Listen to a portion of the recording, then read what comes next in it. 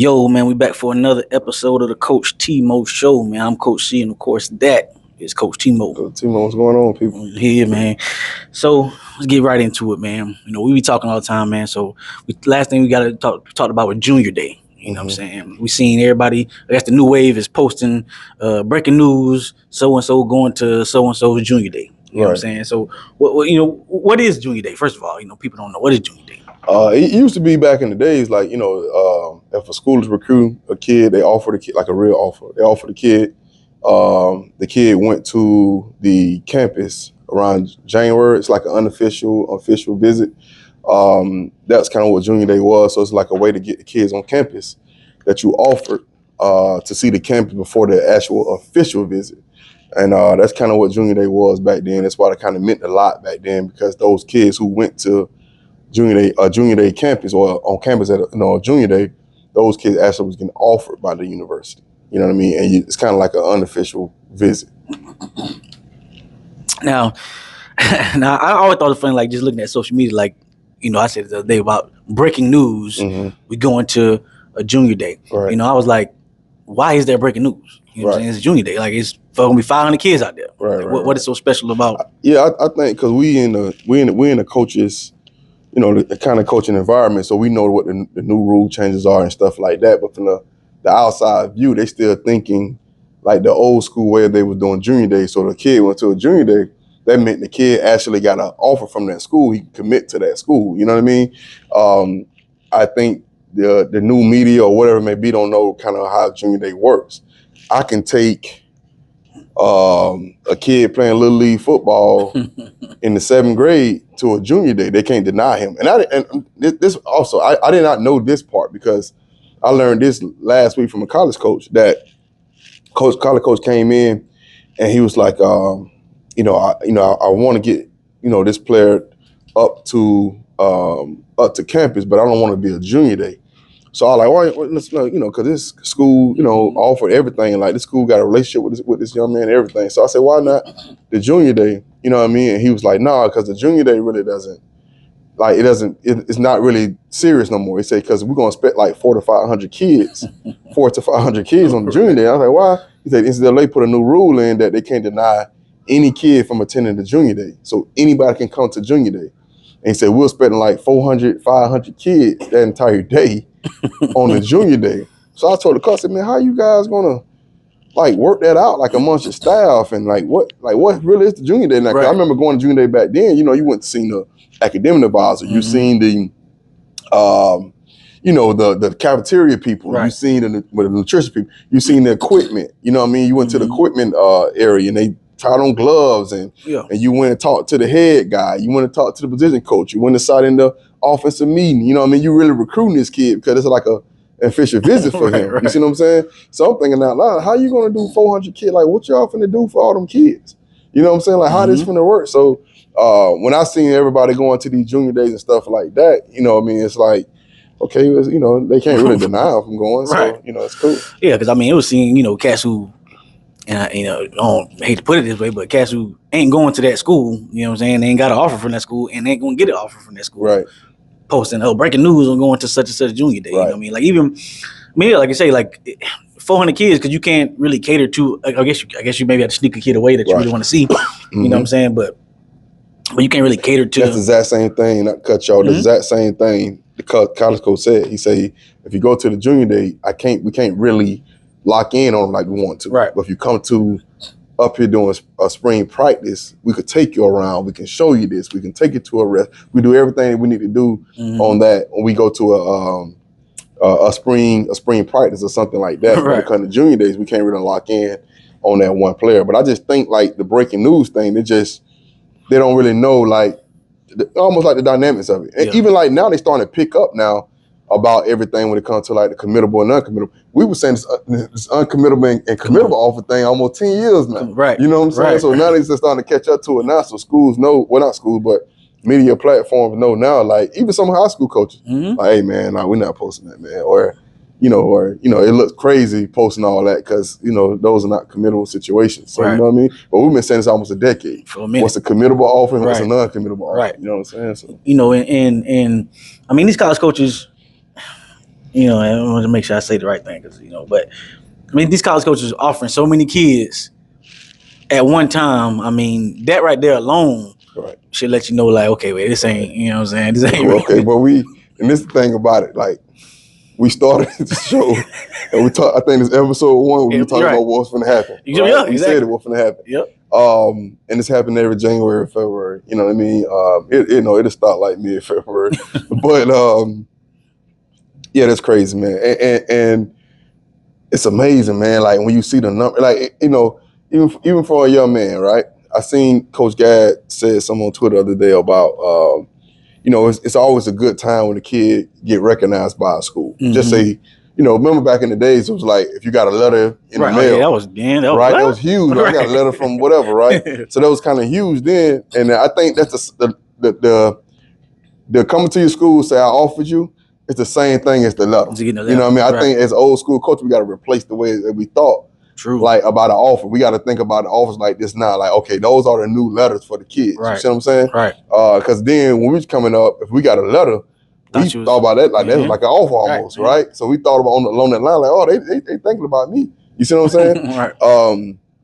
I think that's what the young men, we got to understand as the older gatekeepers of this high school football kind of thing, is that we got to look at the young men. So, okay, well, if a kid get offered in January and he's like, underclassman or something like that, we got to say, okay, that's the new letter. You know what I'm saying? That's the new letter for the kid to say, at least I seen your face. Right. You know what I'm saying? I offered you. You know what I mean? As coaches, we breaking down more and more, right? We breaking down like, okay, man, hold on now. You ain't call your head coach about this kid. You ain't put the kid on your board. Right. You ain't evaluating the coach. You ain't build no relationship with the coach. Do you know his mom name? You ain't know the kid name the day before you offered him. Right. Do you know the dad name? Do you know the auntie name? Do you know where he stay at? Do you know it? Mm-hmm. Kids don't understand that process. It's really is a process, man. Like, they know everything about you. Yep. You know what I'm saying? Mm-hmm. And I think if they get more, I think when most kids kind of go through the process, then they'll understand it more. The kids that's right now, if you're not going through the process of it, you don't understand like what a real offer really is. You just send a school and say, oh, we offered you, bro, you good, right? And then now you post all glory to God. You know what I mean? It's like, okay, you almost saying all glory to God that the school recognized me. Mm-hmm. I guess we got to start like retraining our brains when we see it. You know what I'm saying? Because some of it is like kind of crazy, you know what I'm saying? Like, I know this is gonna be a funny analogy that I just thought about. So, man, I don't know what, I was on Twitter one day or whatever, and I seen like an old clip that went viral of Janet Jackson, right? Mm-hmm. So Janet Jackson, she was doing a concert, and she pulled somebody on stage, pulled a dude on stage, put him on like a little gurney type thing, but tied his hands up, tied his legs so he can't touch him, nothing like that. You know what I'm saying? And she, danced on him and doing all kind of stuff, and then it going crazy. Right. You know what I'm saying? And to me, it's like it's his girlfriend, right? Right. In his mind, he lost, man. Yeah. Janet Jackson. Yeah, she liked me. What? Right. She liked me. Right. I'm finna get a nomination. You know what I'm saying? That's what's going on. Right. Until she said, all right, you can go now. Right. You know what I'm saying? That's what I'm saying. To me, that's what this offer stuff would look like now. You know what I'm saying? They just dancing, tickling your fantasy, telling you, oh, you so this, you great, you this, you doing something, we're gonna offer you. Right. But it ain't real. You can't take it, you know what I'm saying? You can't take that over home. No. And I tell kids all the time, when you get them like that, for the most part, and just be real, right? You may have a kid that really ain't got too much going on when it comes to like a G5 or P4 level type school. And if he get offered by a P4 or a G5 type school, most of those kids gonna commit right there if it's a committable offer. Right? So if I ain't got nothing going on and University of Kent offer me, and I know I ain't got nothing going on, right? I don't need to go see Kent. You see what I'm saying? I don't need to see that at all. Coach, you don't want to come up? No, I don't want to go out there. No, Coach, I'm going. I committed. You know what I mean? I'm good. I ain't got to post that. All glory to God. I got an offer from Kent. I don't need. No, I'm posting. I committed. Kent, and that need to be the new movement for these kids. Yeah, they need to. Let's stop all that. Then I think they really will. Like if it comes to a point, just like the schools are saying to these kids, oh, I offered you, right? Started you getting that phone and saying, all glory to God, that I'm going to University of Texas? No, start getting that phone. When you get that offer, get that phone and say, all glory to God, I'm committed. to University of Texas, Right. Hayes, Fawcett, put it out there. They'll stop them from playing so much. Right. They'll stop them from playing. So you do that and start tagging them people, Right. and tag the big platform 247, on On 3, all that. I'm committed to Texas. Right. This the coach that said it. I promise you, young men, y'all start doing that, they'll stop playing with y'all like that. I'm telling you that. Start doing that. Instead of giving them free marketing, Right. that's what you're doing. That's really what you're doing. So instead of getting them free marketing by saying, "Oh, glory to God, I got an offer from University of this or whatever," instead of doing that, start saying, "I'm committed to them," and then put at the coach name who said that to you on your campus, or whoever, or told your coach whatever, at on 3, at hey, at everybody, right? So now somebody gonna stop, because now they gonna get tired of doing these edits. Right. You see what I'm saying? Right. They gonna, hey, hold on, somebody lying. Cause guess what? If you go into the county and you offer 50 people, and all 50 of them kids, what can you do? Commit to you. Come on, bro. You see what I'm saying? Come on, right. If all 50 are committed, you don't got 50 you scholarships can't go available. and what else can you go to recruit? If you offer 25 here, right, you can't go to Dade and Broward and you got enough scholarship to go to Port St. Lucie, offer nobody. Or Georgia. Right. Or what about the coach that's on the road in Texas? Come on. You just on the road here in Palm Beach. What about the road in Texas? Right. Somebody that's Georgia, South Carolina, right. Tennessee. So if he offered 25 in Texas, 25 down here in Florida, 25 in Georgia, if everybody say, okay, we all commit. Well, yeah. We all commit. Now got a problem. Right. Now we got breaking news, scandal, and you see what I'm saying? So, university such and such. That'll stop all that, man, because it get to a point, get ridiculous, man. And I don't know, man. I don't know how to stop. I don't see no way out, when it comes to how you'll slow this down. You know what I mean? I mean, yeah, because it's almost like to me, as again, I ain't no college coach, nothing like that, ain't never been nothing like that. But to me, it's almost like an integrity thing. Like I get that you got to offer more kids than let's say you need 3 DBs. You gonna offer 6, 7. I get that because you only gonna get 3. You know what I'm saying? Because you offer, somebody else gonna offer. One kid gonna commit, one kid not gonna commit. So I get that kind of number. If you need 3, you offer 6. Right. But if you need 3 and you offer 25, come on, like and especially if you know for sure that this kid can't commit. You ain't gonna take him. You ain't write his number down. So if you offer, if you need 3 and you offer 6, you're right. I ain't gonna miss on all of them, right? I'm gonna miss on a couple, so we may catch 4 in that, right? And then a 4th one, I may have to work something out, whether it's NIL, whether it's a walk on, something, right? But like you said, we just going to Palm Beach or Broward and Dade, and between the Tri-City area, we offer 45, 50 kids. Right. It's something to that, man. Like it can't be that situation like that. But I think between that, like I say again, as the older gatekeepers of this high school football stuff, we have to kind of like recondition our mind to understand. Okay, the offer is like the letter. You see what I'm saying? Offer's like the letter now. So I guess we got to think about it along that line. I think if we think about it along that line, we'll be all right. I mean, and if you're a coach, which we are, we are coaches, you know what I'm saying? I think also us and to all the other coaches in the state and the nation and everywhere else is if you're standing there with a kid who, and the coach says, hey, we offer him, maybe he don't say right in front of you or whatever, but hey, man, the kid come back and say, hey, coach gave me an offer. Man, let's get the coach on the phone. Tell him is this committable? Ask him, or at least have the kid tell the kid before he says, or after he says he offer you, say, can I commit? Right. So that way for sure. Right then. Right then and there. So it say no. And I just think they walk a tight line with it. You know what I'm saying? I think the kid just so excited about. Make sure you subscribe to us on all social media platforms as well as YouTube. Also hit the like button.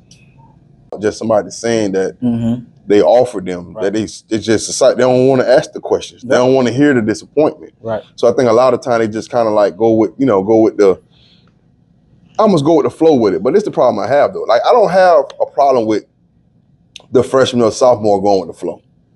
Like that, I don't, because obviously that can change. You know what I mean? That's different. Like It's just saying because young man, you're on the right track. We kind of like. I'm a sophomore. They telling me this. A freshman, they telling me this. Right. It's kind of cool. The problem I have when they become juniors. You see what I'm saying? When they juniors and they going through this process they're going through right now as a January, February, March type junior. I have a problem now with that because now this kid is really thinking along that line. Right. You see what I'm saying? And he don't really have but a short window to even maximize this opportunity. And you gave him the same conversation you give this freshman or this sophomore. Right. You see what I'm saying? So that I have a problem with. I don't mind the freshman, sophomore. It's like, hey man, you on the right trajectory, bro. I like your height, I like your weight, I like your film. But you kind of, I see it, I gotta get you to camp, boy, but I see it. Right? We offered you. I'm okay with that. The junior, that's tough for me, bro, because I know that window's so small and short, right? And it's like, man, those kids are so excited. You don't told them that, right? Instead of saying, because it's something about having that motivation. Instead of just saying, hey, man, we kind of like you, man, but I think you're kind of lacking this, lacking that. I don't know if you can play for us right now because you're lacking a little speed. You got to get your weight up. I want to see a little bit more burst from you. I want to see a little bit more running through contact, whatever it may be. Then that motivation, that kid carry over to the off season. So now I finna grind because I really want that school, but coach said that he need to see this and see that. And so you have that little piece, you see what I'm saying? And so that motivates him this off season to cover all that up. So by the time you get to about the second game, coach, I done covered all that up. You told me to cover up. I done covered all that up. So I'm ready to get that offer now. You see what I'm saying? But by telling him that he got the offer, he ain't saying nothing else to him. So get what? The kid think he doing everything right. You knowing that kid can't play for you right now. You know what I'm saying? So it's like it's like that for me. Like when you messing with the 26 guys, you know what I'm saying? And I'm talking about for all the kids in the from everywhere. When they're 26, like they because it's right at that tip right there that you need those kids to understand, like, okay, what I need to get done to get to that point. You see what I'm saying? And I think by you telling them they got an offer from you, then you get to November, it's nothing. You know what I'm saying? 100%. I mean, it's almost like they got to change the word offer. You know what I'm saying? We got to change it to something else that when it. So you know what I'm saying? Like almost so like you got 3-star, 4-star, 5-star. Maybe the colleges should have like a star system. Like okay, once you get 3-star, you really got to offer. But like hey, so when they come down, like hey, bro, you got a 2-star right now. You know what I'm saying? Like we need this, and this. You gonna get 3-star. That's a real offer. That's a real offer. You know what I'm saying? So a kid posts, kid, hey, I got 1 star from Georgia. You know what I'm saying? Oh, then I got 2-star from Georgia. You know what I'm saying? Maybe something along that line. Yeah, I like that though, man. That probably work. Okay, it got to be something like that. Yeah, because at the end of the day, you never if you just coming out here just throwing out. I mean, come on, man. Like it's just and I know it's marketing. You know what I'm saying? I know it's marketing for your program, which is that's how colleges market their program, but now with that, does the marketing? I mean, I guess we don't know the data on it, but how much does that help the school as far as getting players? Like if I, you know what I'm saying? Like how much does it really help? Like does me offering 20 guys, 25 guys in the county? Does it really help me, especially if I know they ain't committable offers anyway? Like, does it really how does the marketing help? You know what I'm saying? If we doing something to post on our social media, because we trying to bring eyes to the program. You know what I'm saying? How does that help the school? Because they already got eyes. Like you know what I'm saying? I don't want to say the school, but a school, it may not be Power 5, but you got eyes. You play on ESPN every week. I don't know what a strategy is behind it.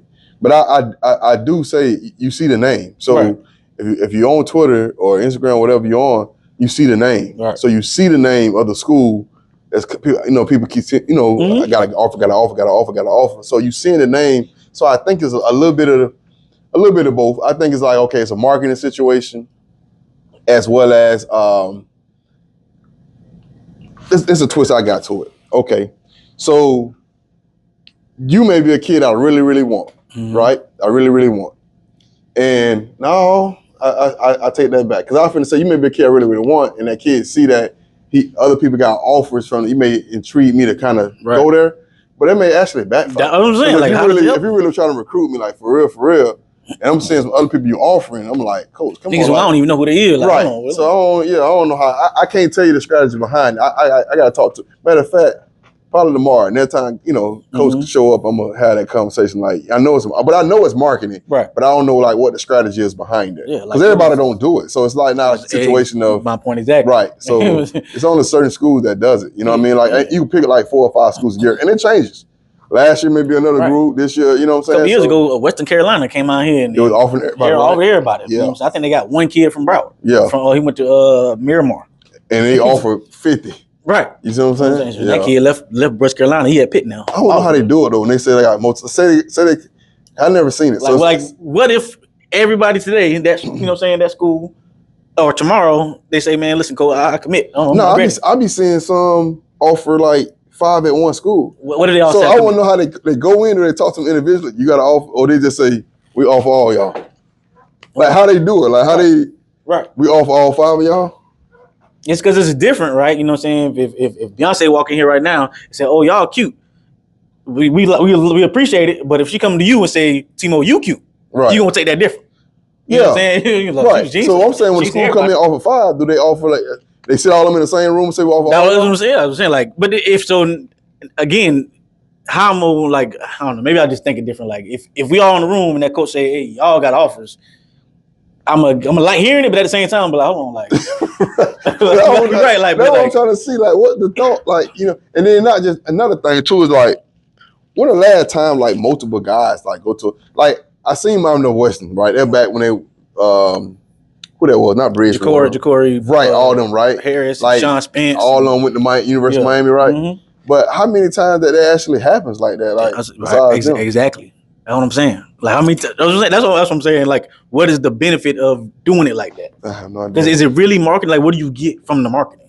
You know what I'm saying? Your school already does play on ESPN or ESPN3 every week. I don't know, man. You are a Division I program. That's a good conversation. You know what I'm saying? You don't take a bunch of guys from that area because you can. And nowadays you can't. And I think it'll help the colleges more. Again, it's me talking, but I think it help the colleges more if they don't do that, because now when the kid actually get that offer from them, it's like that's really a legit thing. You know what I'm saying? I mean, my true story. I remember coming out and one of the visits I had, I ended up going to BYU, and I committed to BYU, right? And so I committed to BYU, and so I'm kind of sold on going to BYU. So I had one more trip left. And this back then you had to take your trips after the season and sign in February, So I had one more trip, so I was like, man, I'm kind of cool. I ain't gonna take another visit or nothing like that. My mom was like, well, how about you take your last visit to Hawaii? And I was like, I don't know. She was like, well, you never been to Hawaii, so just take your visit to Hawaii. So I said, all right, well, I called the coach up. I said, hey man, coach, I said, yeah, I think I'm gonna take that last visit to Hawaii. Even though I'm committed to BYU, I'm gonna take the visit to Hawaii just to see, whatever. I go there, right? True story. I go there. And I get to Hawaii and going through the whole little trip, stuff like that, the whole little visit. And I remember sitting out in the lobby area, and I'm talking to some guys that was on the same visit. And they was like, man, when I go in to talk to the coach, I hope I get this offer. And I was like, man, y'all taking the visit up here? Y'all got an offer? Because I didn't think they trip you out without, Right. He was like, no, we ain't get the offer yet. Hope we get it when we go in and talk to the coach, talk to Coach John. And I was like, man, that's crazy. I never heard that. I wouldn't have came up with an offer. That's my mind, right? So we go in. I go in. Well, everybody go in. You go in, talk to coach, you come out, right? So I go in, talk to Coach John. And so I go in there first. I'm kind of amazed because I'm like, man, like, Coach, you know Dion? He had a big picture of Dion behind, like this right here, behind his desk. And he was like, yeah, I coach Prime. And I was like, oh man, so I come up, that was like Michael Jordan to me, you know what I'm saying? So I was like, oh man, it's already cool, you feel me? So he say, I need you to sit down over here, Tamari. So I sit over there, like by him, because he had like the projector screen over here. He said, I need you to sit over here. So I sat over here, he did the lights. He say, look at BYU. They all these guys right here is committed to them. They play your position. And they recruiting, he had another slot. He said, they're recruiting all these guys in your position. These guys are committed, including you, and they're recruiting these guys in your position. And he say, now, I'm gonna go to my slide. He went to their slide. You're the only DB we're recruiting in your class. We're not recruiting no other DB in this recruiting class. You're the only DB recruiting. If we don't get you, we get no DB in this class. And I looked at it, I was like, man, anybody never told me that. Right. So I was like, wow, coach. Man, I finished the visit, went home, told my mama, hey, I want to decommit from BYU. I want to go to Hawaii, man. You know what I'm saying? So, but I'm just saying like how real the recruiting game really is. You know what I mean? I think a lot of kids is not not understanding because they're not going through that process. They're Right. going through an entirely different process, and I try because to get and to that point, because it's social media and Right. a lot of stuff is done through social we media. didn't have that back then. Yeah. Like it's a different it's just a different thing. You know what I'm saying? Like I guess the whole, and maybe that's another reason why they kids be so quick to post some of these offers too. It's just because so it look good on social media. Instant gratification. You got to tell them how great they is right there. You know what I'm saying? It's like, but they condition it even as babies though. You know what I'm saying? Like the minute they get up, oh, you just took 2 steps, boy, good job. Right. Oh, you just put the towel on the table, good job. Right. Yeah. So they telling me all the time. So it's instant gratification. So the minute I get that, I'm posting it right now because I need everybody to tell me how great that was. I deserve it, whatever it may be. Right. I have a problem with Instagram. I have that problem, instant gratification. I have that problem. I also had a problem with when they work out. They put their phones, they prop it up against something and go run a sprint and come back, post it. So I'm out here grinding. You see what I'm saying? And I'm like, man, like, I know we didn't have cell phones back then and stuff like that, man, but you work out so hard that you can't even pick your phone up. Right, exactly. If you grinding for real, I don't care what that phone is. I'm out here, I done ran 1 million routes. I done did 1 million W drill. I done did, you know what I mean? I done did so much. My phone, I don't even know where that phone at. I think it's the same thing when you're talking about when it comes to off. I seen the kid the other day say, posted my 47th off. Like, why even count that? You know what I'm saying? Right. So, I mean, this kid literally said, this is thank God for my 47th off. For what? Why even, man. School you ain't gonna go to. You don't know the coach. Oh my God. And I think the school had to be like a D2, D1 or something. Right. But I was like, man, like at that point, man, yeah, all right, bro, we ain't finna be. Yeah, man. I think the other side of it is the kind of motivation, now I'm thinking about it, is that they see other people do it. You know what I'm saying? They see other people getting offers. You know what I'm saying? Like when we was coming up, we didn't have no social media. Yeah, we know who the big dude was in our city or whatever. But like I ain't know all the other cats who may got an offer. You know what I'm saying? As soon as I get on my phone, I can see everybody. Buddy from up the street, he got offered. Come on, bro. Like hell no, how he get? I gotta get one too. I gotta get it. You know I know I'm better than him. I know I'm better than him, bro. No, I know that's true because if we go to going into my senior year, we go to camp. And back then we used to be a camp called Bishop Delaham up in like Lakeland. And my high school coach taught maybe 10 of us up there, right? And you drop you off and you got like 3 days up there, 2 days of camp. But the people who run the camp are college coaches, right? You may have like UCF receiver coach or South Florida running back coach, whatever. They run the camp up there, right? And it's a bunch of kids. They had to be, I can't even tell you how many kids at that camp, but it's a bunch of them. You stay in the dorms up there, everything, right? And like you say, we didn't have social media, so I don't know who was doing what. I just knew about the county. So I go up there, and it's a dude from Temple Armwood. I never even heard of the school before that time, but Temple Armwood. And so we sitting around, like putting our gear on, and he was like, yeah, man, like I had NC State come, I had da-da-da-da-da. I mean, he just naming all these schools. And we were like, I said, man, who this dude is, man? So I'm typing in stuff. I said, hey, man, who this dude? I don't know who he is, man, this and that. I said, man, got all the offers and all these coaches coming to see this dude and Bobby Bowden. And I'm like, man, like this dude must be that deal.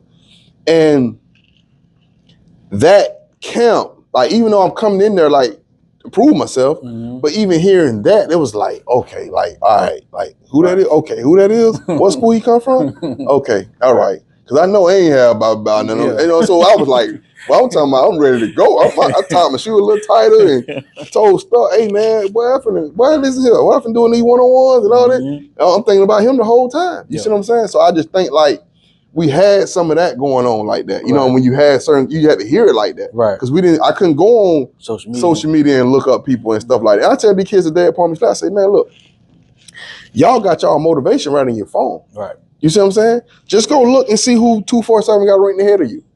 Go look and see who on 3 got ranked ahead of you. You know what I'm saying? Go see who Miami just offered, like real offered or whatever. Go see that. Your motivation right in your hand. So what time are you wasting? You literally wasting time doing everything else. So don't come to me as a coach and say, coach, get me an offer. Right. Because and the kids will tell you here later, I'm going to tell you, boy, I can't get you no offer. I can't do nothing for you. It's what you do. And I'm tired of that whole that thought process of people thinking, okay, if I go to this school, if I go to this coach, I'm gonna get an offer. Man, you did all the work. Stop giving that man that much credit. Right. Stop giving that school that much credit. Right. People care less about that school. West Boca 5 years ago. Nobody cares. West Boca 10 years ago. Nobody cares. West Boca today. Lane Kiffin was there. Thank you. You know what I'm saying? You know what I mean? It had nothing to do with that school building. When that talent leave, ain't nobody going to West Boca. Right. You see what I'm saying? Back when y'all was before I got to Central, when y'all was at Central, right? McDermott's and all them boys coming through the program, right? It was like, it was that school building, right? And then one of them guys left and they went through that drought. That was it. Right. He wasn't coming. Then we came back with the kid. Exactly. So it's nothing to do with the school building, but it's everything to do with the players that's in the building. So the same thing with the coach. Start giving that coach credit. Start giving that school name credit. It's the young man. It's flat out what it is. I can go right now. We can go to John R. Leonard. Right? If enough players go to John R. Leonard, guess what the schools are coming to? John R. Leonard. John R. Leonard is the hottest new school now. Oh, it's a stick over there. Right. It had nothing to do with that building. Yeah, exactly. It's everybody the kids that put the uniform on. So I think a lot of times, they got to understand that kids got to stop giving the coach or stop giving the school is the reason why, the kid get off. No, it's everything to do with the kid, man. I mean, that's 100% true. Especially, even with schools down here, like we only have the glitz and the glamour and all the resources to even really be able to take on that clout. You know what I'm saying? Like when you go to look at a Grayson or a Matter Day or the school, what's the school now, Nevada, Bishop Gorman, you know what I'm saying? Like then, some of those kids be like, nah, it's a school. You know what I'm saying? They got all, you know what I'm saying? People, you want to go to that. But nah, go to, I seen something recently with Valdosta and Gainesville High in Georgia. And it's a guy that, some kind of social media guy, whatever, but he goes to different high schools around the country, and he just go in their work and they off-season workout. I guess they don't start an off-season workout, and he go and see what the off-season workout is about. And if you've seen the facility that them people have in Gainesville and Valdosta, like we have a big weight room today. Right. You know what I mean? For our county. Right. But it's like 3 of our weight rooms could fit in those. Like that's how big it is, man. Right. And I'm like, man, then all the kids got the same thing going. I mean, everybody got the exact same socks, the shoes, the shorts, like a college. You see what I'm saying? And I say, so you better provide that for the kid.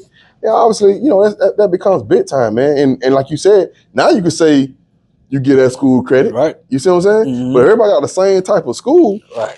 It's based on the kids that go to the school. That's really it. You know what I'm saying? It's just like, I mean, this social media has done a number on just the psychology of just people in general. Yes, sir. People in just men, women, marriages, all that in general. And that definitely trickled down to this recruiting stuff. You know what I mean? Kids, and then some kids, I was giving an example to my son the other day about motivation. I was like, listen, if you hear something negative, like it's either going to be a weight or it's going to be fuel. Right. Which one is it going to be for you? You know what I'm saying? If it's fuel, you can use that to keep going. But if it's weight, it's going to weigh you down. Right. And I think sometimes some of these kids, they look at, dang, everybody just got an offer. Right. And you know what I'm saying? Some kids, they be like, some of these kids use it as fuel. Like, hold on, that nigga get off. Yeah, I know I'm finna get off. Right. Some kids use it as weight. He uses weight and it becomes weight, and it becomes a, I don't want to say the kids are depressed by it, but it comes because it comes to a situation of they blame everything else around them, right? It's either I blame the coaches, I blame my mom, I blame my dad, or maybe an injury, whatever it may be. So you start placing blame everywhere, and like you said, instead of just grinding, okay, if I ain't got that, I got to find a way to get that. Now, what I'm going to do is this right here. I may not be, so if say I'm a defensive end, right? Or a high school, I'm a defensive end. And they just offered a guy that's 6'5", right? It don't matter what I do, I can't get 6'5" right now. I'm only 5'10", right? I'm going to look somebody up who may have been 5'10", that kind of slipped through the cracks or whatever, or got to that point, whatever, and I'm trying to figure out what he did to get there. Right. I can't look at the 6'5", 6'6" kid and say, I'm gonna kind of like try to copy and mimic that, because I'm not that. I probably won't be that height, right? But I got to mimic a game that I can actually mimic, that I can say, okay, that kid the same size as me or whatever, or he's the same height as me. I just got to get the same weight or the same speed or something, right? And be able to kind of create that value for myself. instead of just placing blame. Okay, if you did this for me, if you did that for me, or if this happened or that happened, I would have had this, I would have had that. Because it's not always the same. Mm-hmm. So it's certain things that you look at and say, no, this kid got that because of this. Right. This kid got that because of that. Some of them just better prospects, Mm-hmm. right? Some kid just a 6'4" kid playing receiver. Some kid just 6'4". You know what I'm saying? There's nothing you can do. Like you may have a better film than him. You may have, you may have went one-on-one with him and did him in, whatever it may be. But bro, you ain't 6'4". You see what I'm saying? 100%. So I can't blame the school for offering him because he that height, he that size, he a better prospect to them in their system. I gotta find my pocket. You see what I'm saying? Mm-hmm. I gotta find my pocket. And I think if we kind of start giving the real to these guys, man, 100%. to these kids, you know what I mean? I think a lot of the times it'll help the product on the field. Because I heard somebody saying, I think it's Coach JB Show or somebody like this, that the NFLs are having a problem because the college kids they're not going through anything, right? Sometimes they go through adversity, they just transfer and leave. Get up out of there. So they go to NFL, they get in that product up there, right? Mind you now, they done did it in high school, right? They got to college. They're doing the exact same thing in college. Catered to again. You get to the NFL, you can't leave. You see what I'm saying? Right. So now I've been able to leave everywhere I've been.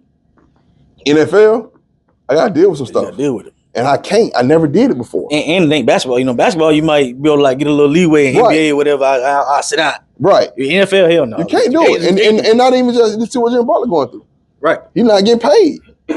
You see what I'm saying? They're suspending him indefinitely. So he can't even get paid. So think about what he going through. Yeah. You see what I'm saying? You cannot leave. And Pat Riley like, all right, we'll show you that we better than you. Right. We'll show you we stronger than you. Right. You see what I'm saying? So I think now the kids have the option, all kind of options in little league football. I play for Wells today. I'm playing downtown for 10 tomorrow. different parts. Right. Get to high school. I can move it. I done seen the kid that been to 5 different schools and he only a junior. I thought that was impossible. But he did that, right? So y'all got him doing that. They get to college, right? Look at Jaden Rosales' situation. Yeah. Right? He can't even, he don't want to land over. He just said, I'm just gonna work out this spring. Yeah. So now mind you, we ain't talking about school now. So the kid transferred from Arizona. Well, he signed the University of Florida. Decommitted from there, went to Arizona State for camp. Well, he went and was a starting quarterback there, right? Yeah. Left there, went to Georgia last year. Jumped back in the portal again, then landed with the spring.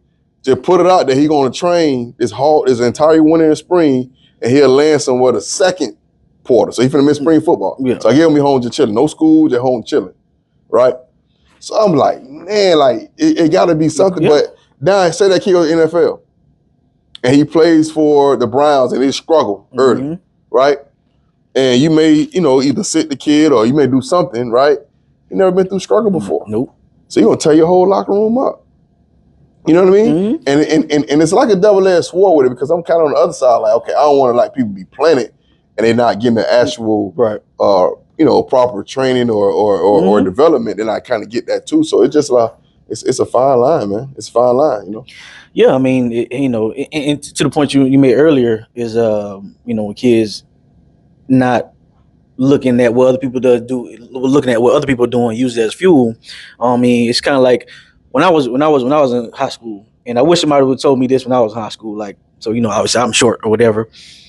In my mind, I'm like, okay, that kid made a play, I made the same play. Right. You know what I'm saying? I made the same tackle. Right. But then, okay, now he missed the tackle. I missed the tackle. They shoot. Cornelius, I can't believe you missed the tackle. But hold on, but he's 6 foot. Right. You know what I'm saying? How far I sit. You know what I'm saying? When you're smaller, or if you're even not smaller, if you're not as highly drafted or highly viewed as somebody else, you have to be extremely better than them. Right. You know what I'm saying? If you short, your film got to look crazy. Got to look crazy. Lito Shepherd film, high school film, look crazy. You know what I'm saying? For him to look, Will Likely. His film look crazy. Like, you know what I'm saying? The Well Defined, them film look crazy. Tavon Austin, shit look crazy. Yeah, too. Stuff looks crazy. You know what I'm saying? Like, so when you not as good as somebody, or if you're smaller than somebody, you got to be really different. You got to. You know what I'm saying? And again, that goes back to the whole thing of that instant gratification thing. And it's like, what kids got to also understand what a highlight is. You get some kids film, please, man. let's touch on let's touch on that. Let's touch on like that. man, like you get that, you like, man, that's not, you gotta. Man, if you a DB, if somebody running behind you, getting behind you, bro, don't put that on there, bro. Like, and you have a 6-minute clip, you like, you really ain't holler. You just kind of did what coach told you to do on that play now. right. You know what I'm saying? So it's like they gotta, again, man, it's tough to kind of like these kids are it's a different time, man, different generation. And like I said, go back to the first thing I said was we gotta look at the offers like letters. Right. You know what I'm saying? They gotta be like letters now. And I think if we kind of view it like that, we can understand. Because I don't know, I think the kids starting to think like, because I know as adults, we kind of think like, hold on, man, like I'm tired of seeing these kids get to December, got nowhere to go. But I think the kids really understand. I think it's really us. I think the kids understand it. I think they really understand. Like, coach, we know this ain't no real. I mean, I hope they do. You know what I'm saying? I hope they do, because once you get to that November, and then they ain't hearing from that same coach no more. Right. Like now they looking at you like, hold on, coach, you ain't talking to coach. Right. You ain't holler at coach from me. Like, what coach saying? Like, if you that right there, that statement right there should let you know it ain't going well. Like, if I gotta come to you, Tmo, hey Tmo, man, you talk to Oregon State, like what, like, you know what I'm saying? If I gotta do that, it probably ain't going well. Because Oregon State gonna be in contact. Right. You know what I'm saying? You gonna know how Oregon State feels. And I'll tell you a cheat code to that whole process. When you get recruited, right? So say the same thing with the letters, right? You get recruited. When we were getting letters back then. Yeah. If I'm getting that type letter, you know what I mean? If I'm getting that type letter, then I'm knowing like, okay, they just kind of sending mail out to everybody, right? I kind of knew that. They send the mail out to everybody. It's a tight letter. You know, you get the graphic, or they might have just won or whatever they may. But everybody get that. And then it's one of those signatures that through the computer, right? It's typed on there, right? Okay, I get that.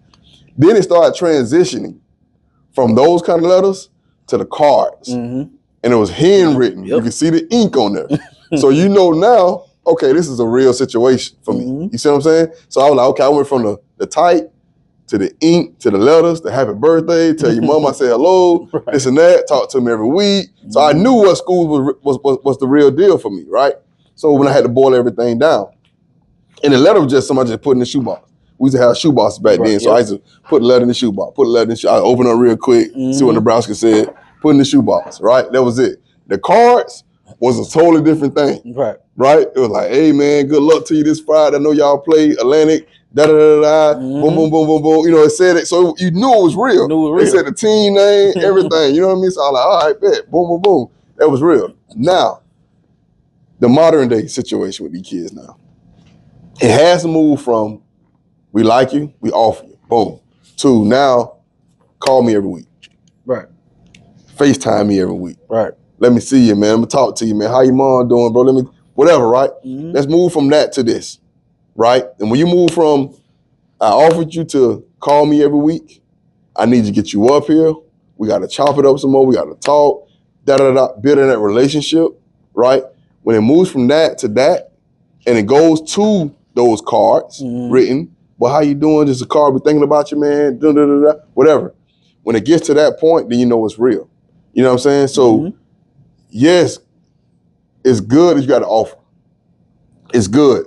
All the young men in Palm Beach County, Dade, Broward, Treasure Coast, it's good. You got to offer. Perfect. That's perfect for you guys, and I'm proud of you guys, man. You know, the young man going out do some good things. Understand the transition right now. Coach just offered you. That's fine. That's good. He just came to your school, met with your coach or whoever on campus, talked to you. We offered you. Boom. Now let's see the transition. Let's see next week, bro. Right. Let's see him pick the phone up when you call. Right. Let's see the cards come in the mail, the handwritten and talking to you.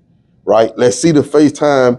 You see the 4 coaches in the back. They're in the film room talking to you. What's up, boy? Yeah, we just talking about you up here, man. Right. Let's see that transition from that to that.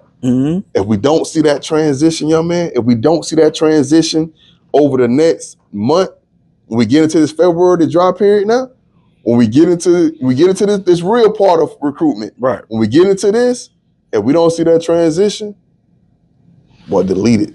Well, that thing coming off my pole. Right. Yeah. Right. I'm a 26. I ain't talking about 27, 28. Got nothing to do with y'all. I ain't talking about y'all. Y'all good right now. Just chill. The 26s, That school that came in and offered you in January, whatever day that was, whatever it may be, by March and April, if you didn't have heard a word from this coach, no more. Right. This school, no more. We won't even know, bro. Just go down there and scroll. Go to the right, press delete. Right. That's it, bro. Because I'm telling you right now, if it's real, the relationship building for the start right now. Mm-hmm. Everything for the start right now. The grind part, the talking to you, the calling your mama, y'all good down there, man, how the weather is, bro. That's every week now in conversation, right? And I think 26, they can actually call you. Yep. 27, you got to call them first. Mm-hmm. 26, they can actually call you. So if your phone dry, right, give him a call mid-February and find out, see what's going on. Yeah. You don't pick the phone up, or he said, who this is? If you actually had a number, right. and all that stuff. You see what I'm saying? Or not got the burner phone. Yeah. Because someone got like 2 or 3 phones. Yeah. You pick that phone up and who this? Coach, man, come on, stop playing with me, man. No, I'm serious, bro. Who this? Listen to me though, bro. I'm serious, man. Who this is, man? Coach, man, you serious? Listen to me, man. Either you tell me who this is or stop calling me. Right? That's real. Mm-hmm. You got your answer right now. But right now, it should be that building process. You know what I'm saying? And then also involve your coach, man. Involve your head coach. Hey, coach, man, do what I did. I called buddy, man, who you said offer or who came here to your office and offered me. Hey, man, playing, man, I don't even know who I am. So then your coach should be able to get on there. Hey, let me get that number. I'm calling, man. Mm-hmm. Hey, man, what's going on, man? You can't offer me a young man. Now I'm a young man. Say you pick the phone up. You know who you are. Oh, no, coach. Man, we got so much going on. That all right, I got you, coach. So next January, get what? Hey, man, don't come here doing that, man. No. Right. You come in here and give me some count dates. You come in here and give me a card. I can put the card up on the wall, man. But other than that, bro, we ain't doing that, man. Unless you really want to build a relationship with these guys and recruit these guys, you feel me? So I think we got to get to that point, though, man. Yeah, I mean, even with that, I mean, they do got August 1st of your senior year, you get the official offer letter. Right. You know what I'm saying? Right. And I think and that's revealing, man. Yeah. I mean, that's what I was about to say. I think some kids, if other kids still got to post up, go on some of these other kids' posts and I look at such and such offer me like with the logo, and then look at the date. You know what I'm saying? February, whenever it is. You know what I'm saying? And then sometime in spring, and they go back and look at the official offer that the school sends them. Right.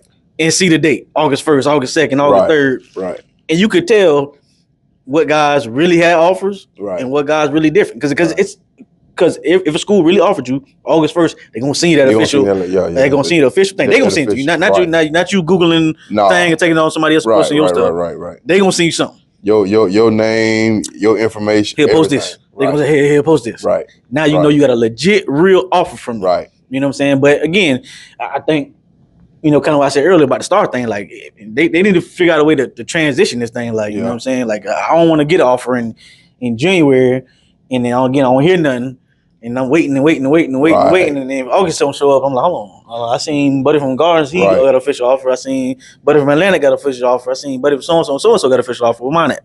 Right. I think, that August 1st, but even before they get to that point, because a lot of time to get to that point, it's almost becoming embarrassing to the kid. You know what I'm saying?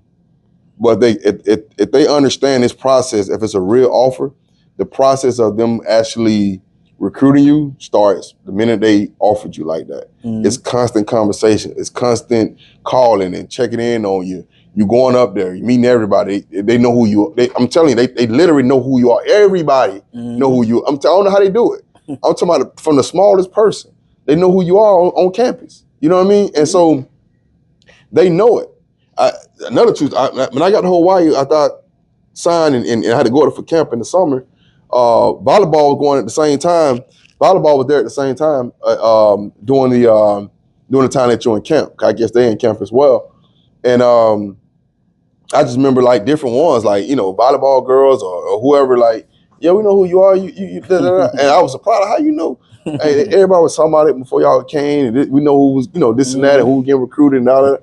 They know all that stuff. Like, that's just from the students, they knew it. You know what I'm saying? So everybody would know. And the process of them recruiting you starts now. So if it's at that point, you'll understand by the time you even get to the summer if it's real or not. Right. So you may not even get to August to understand, okay, this is not legit. You know what I'm saying? Because you'll know by the time you get to June and July. Right. You see what I'm saying? Or you hit the reality, you go to their camp in the summer.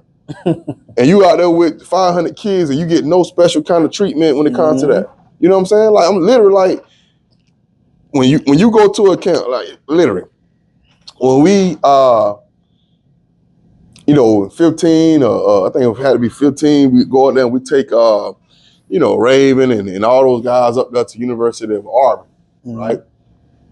They gonna get the special treatment. You know what I mean? Because you don't offer, at least one or two of them. You see what I'm saying? So they get special treatment at this camp. It's 400 kids and all the other stuff like that. But the treatment they finna get be a little bit more different. Especially we coming from, I ain't finna drive out from the Palm Beach anyway.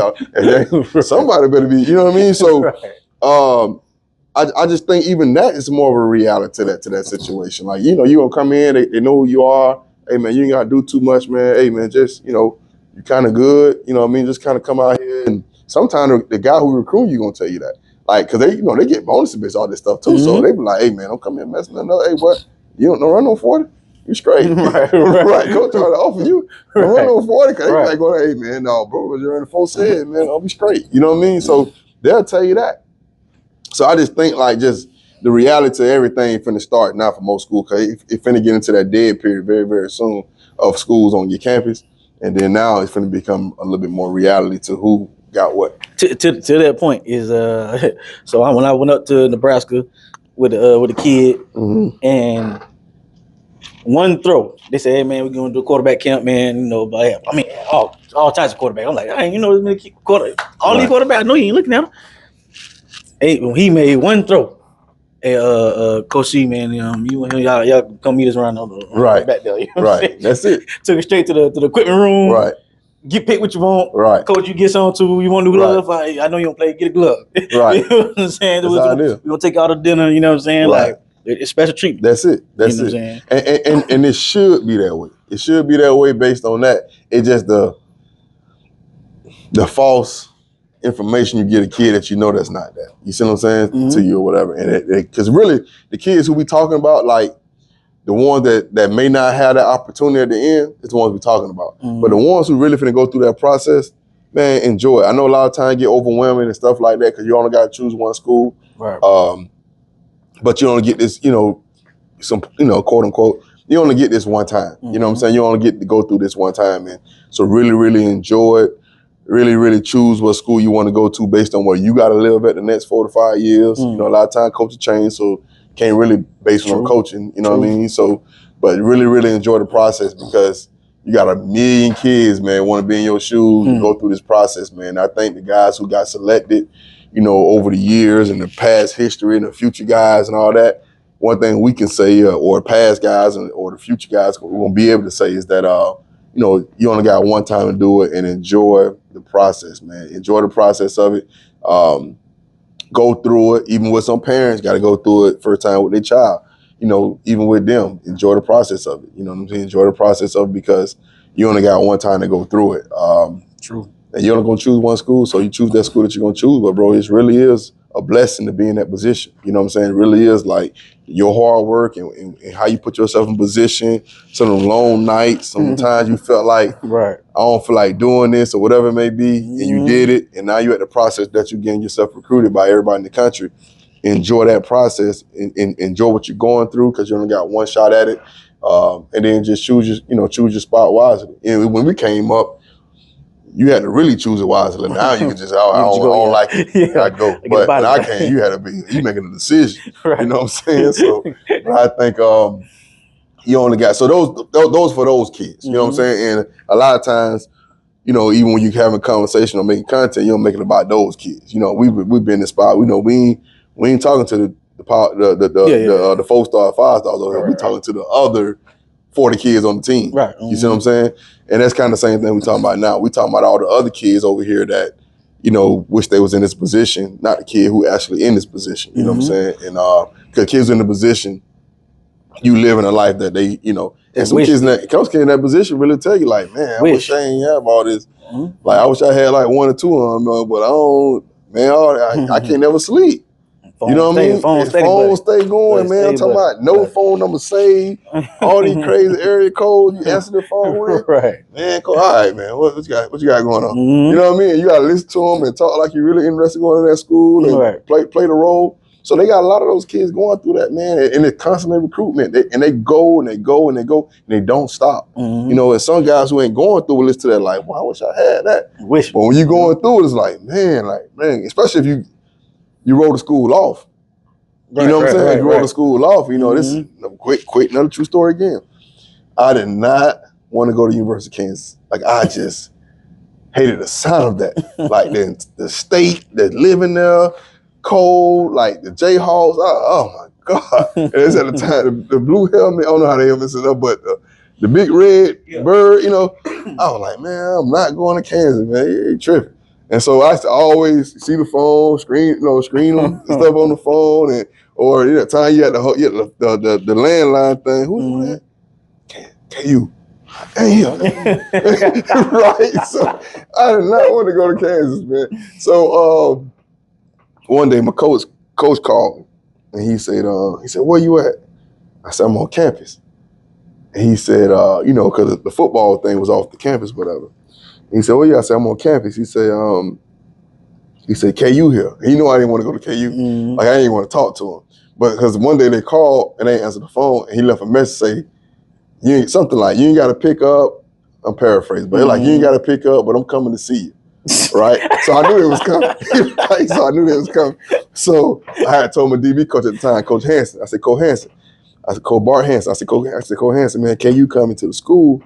I say, I'm gonna just tell me when they here, because I ain't gonna come to the football facility. I'm just gonna stay on campus. Right? He was like, okay. So he called me and said, hey, KU here, just stay on campus. So I said, all right, bet. So it's called when they leave, coach. So they eventually leave. I guess they talked to him about whatever. They eventually left. He called me and said, hey, he just left. You come on. So I walked over to the phone and said, and I love to this day, I love that coach. I love Coach Hansen, man. But I just knew I didn't want to go to that school. So it was like, I already knew in my mind I'm not going to even get him a chance. I'm not going to even visit. Ain't going to do nothing. You know what I'm saying? Ain't going to do none of that. And I kind of just thought that way. And I know guys is going through that process right now, but I'm talking to the guys that also, they got the real situations. Yeah. Like, and if I can go back and do it, I probably would have did it different then. You know what I'm saying? Because I ain't know how to tell a coach. Right. These young men talking to grown men. Grown adults. You see what I'm saying? Right. So it's like, I may not have the words for that coach at the time. You know what I'm saying? So I'm like, instead of me going in front of this man and hear all this and have all this fake energy, I was like, man, I just don't want to talk to you. You know what I'm saying? And I just think like, if I could do it differently, you know what I mean, I would do it different. I go meet the coach face to face and do it that way. I did the same thing with BYU when I decommitted. The BYU coach would come in to see me, and he was on flight. He had just called and say, I'm coming to see you at your school. Yeah.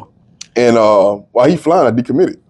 Dang. Yeah, while he was flying, while he was flying in the air, I decommitted.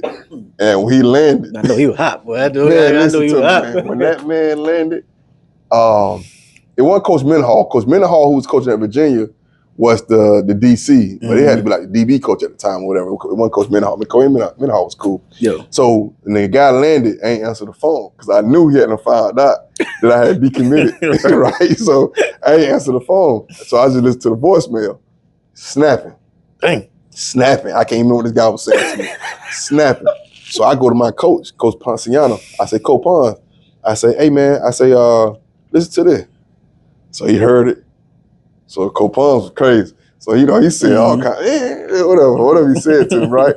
So what you think I should do though, Coach? Call him back. So I was like, Coach, you sure? Yeah, call him back. So I said, do what though? Listen to him, whatever, just be a man about it. I said, all right, bet. Called him back. Listen to him go off on the phone. You know what I mean? He going off. I might have had like 2 or 3 words. He going off on the phone. You don't handle business like that. I'm on the flight coming to see you. He going off.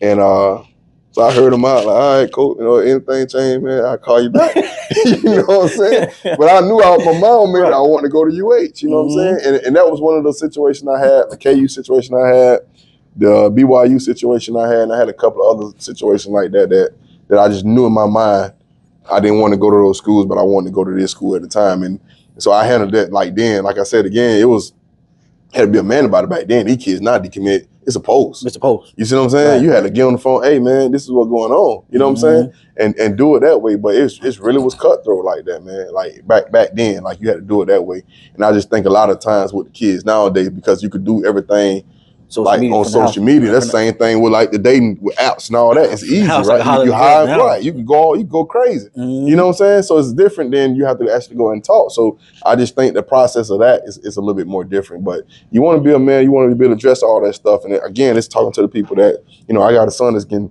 recruited on that level like that. And that's my conversation to him. Yeah. Like, we're gonna handle it like a man. You're gonna choose a spot. That spot you're gonna choose about your relationships. It ain't about you getting this offer and that, or you only can choose one, right? And choose the one to get in the most relationship with you, like get the best relationship with you, not the one just, you know, saying this and saying that, like the really one that you really feel this coach really got your back. You know what I'm saying? And I had a few schools, I won't put the names out there right now, but a few schools that come through, and it's a real relationship. I'm talking about and kids at school don't see it here at least, but knocking on the door of the classroom, asking the teacher, not me, the college coach asking the teacher, hey, he doing his work?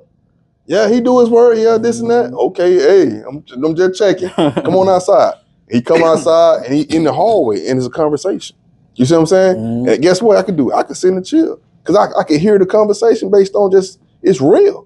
Ain't got, hey man, it's about this. It's about guys knew the family. Jimmy Moreland. Your dad played Hawaii. They knew all this, right? They know all. So it's a relationship kind of thing. And so that's real to me. You see what I'm saying? Not, well, I like your film, you did this, offered you.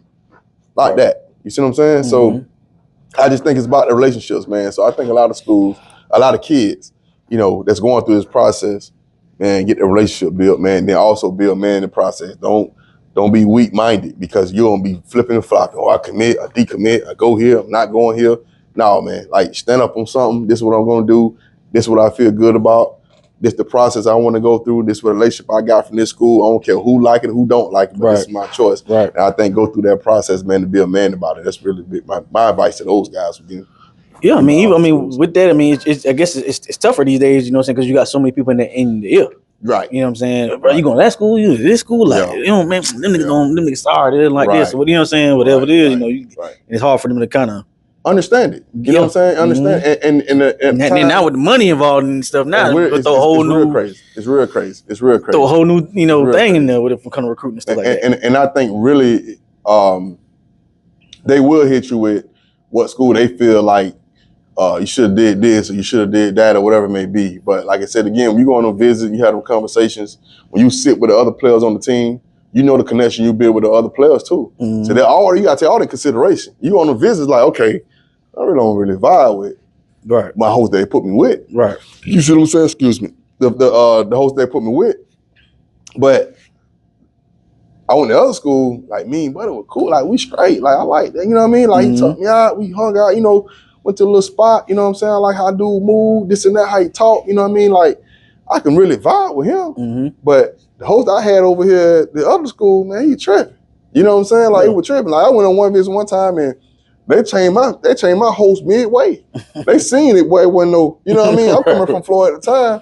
I got a mouth full of gold in my mouth, you know what I'm saying? And I'm coming out there and, you know, and everybody who listens to this knows when you from Florida and you go somewhere, it's you know, it's Florida boy coming. Right. So I'm up there, I'm midway through my trip and they got me, so another dude who was from Texas, my homeboy Big E, he was like, hey man, I'm gonna go holler at coach, man. We're gonna switch your host, man. I'm gonna get you, bro. I'm gonna get him. You know what I'm saying? Cause nah, boy, you ain't finna do nothing with this here. You know what I'm saying? So they switched me midway with Big E.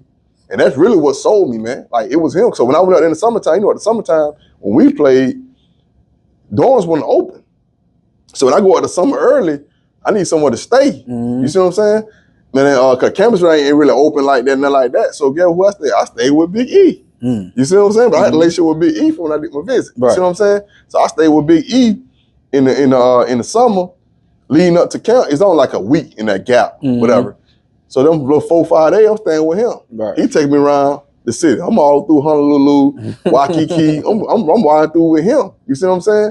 So now I'm like, man, I'm hearing him talk about the stadium, and it's way different. Yeah. Hawaii when I was there. You know what I mean? Like what it is right now, you know, Timmy trying to get it back, whatever. Mm-hmm. But when we were there, it was like that highlight time. When you talking about that thing, yeah, you know what I mean? Mm-hmm. It was what it was. So going through that process of that, the kids got to go through all of that. You know what I mean? And when they go through all of that process, they'll pick the school that they're supposed to pick. But I just think right now, you know, it's cool with the social media. I got this offer, got that offer, whatever. Maybe I think I got unlimited visits too. We didn't have that. Right? Yeah, five visits. Yeah, we had 5. You know what I'm saying? And you had to choose between the 5. Now these kids they can go where they want to go. I think now too, kids need they need to hear that advice, and they need to hear, have somebody in their ear, like, somebody knowledgeable and mature in their ear, because like you say, you may go somewhere with the host, you may or may not like the host, but at the same time, like these days, that host may not be there by the time you get there. Right. You transferred out. So you really gotta look at the school, right? And really, what does that school have to offer you? You know what I'm saying? Yeah, knowing the coaches, all that's great and everything like that, and you'll make friends, whatever team you get there. But like understanding what you like, everything outside of football, what that brings is gonna be key, because players gonna be gone and transferring, and then now with this money stuff involved, right? This is a whole new ball game to kind of navigate. Yeah, you know what I'm saying? I was messing with Tmo the other day, or whatever. I said, Miami just came to offer you. I said, but they offer you any money? Because I was talking about keep being motivated, whatever. He was talking basketball. I was like, you stay motivated. I was like, Miami offered you, whatever. He was like, yeah. I said, but how much money they offer you? They didn't offer you. I said, okay, well then, that's another motivation we got to get. You know what I'm saying? Like, don't just be happy with all, but joking. That's what it is. But, but the money part is a different. It's a different, whole different angle. Aspect of it. Yeah, you know what I'm saying? and then kind of one step even bigger than that. The process is going to be the process, regardless of how you go through it or what it's going to be. Like, each school going to be a little bit more different. How they take their how they build a relationship with you. I'll put it that way. Mm-hmm. I think the overall thought process of when the kid go through it and stuff like that, I think a lot of time they think this situation lasts forever, and it don't. You know what I'm saying? It don't last forever. Because the minute you choose that school and you sign, everything stops. Everything stops, right? And when you get on campus, man, they don't care about you being no fourth up, man. What? Right. You know what I'm saying? I don't care about what you coming. Man, come on, line up, man. Right. You know what I'm saying? Like, so all that stops, man. You know what I'm saying? All that really, really does stop. And I just think like that reality when it hits, because I'm telling you, before college had the transfer portal thing, that reality would hit you like that on campus, and you ready. I promise you.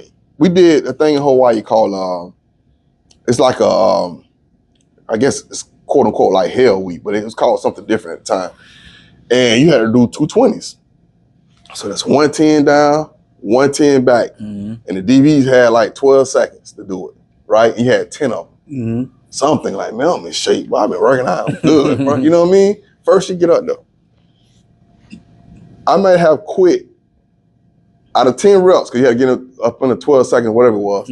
I probably quit like 5 times. I literally ran and said, well, this is my last one, I'm done, but it's over with. And if I ain't had Lamar Broadway, who played safety for us, if I ain't had Lamar Broadway next to me and kept motivating me through it, at number 5, well, I'm done, boy. I'm going out to Palm Beach, boy, I'm straight.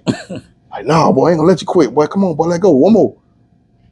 That's 6. Lamar, I'm done, bro. I'm straight. I ain't gonna let you quit, bro. You ain't going back to Palm Beach like that. No. Come on. That was said. Boy, you can have it, boy. It's over with for me, boy. I'm straight. I'm telling Lamar, I ain't running there nothing. I'm telling y'all, it's over with. I quit 5 I quit 5 times, man. I'm telling you, I quit 5 times. And I knew I was in shape, but I didn't know why it was so hard for me. Right. Because it's a whole different kind of condition. Definitely different. You see what I'm saying? I'm working out by myself. I can easily tell myself to stop. But when I got up there, every time I feel like I just got my win, right? I'm gone. You see what I'm saying? And so that reality. Now then, if I had transfer portal, you see what I'm saying? Oh boy, I don't care what you say, boy. I'm gone.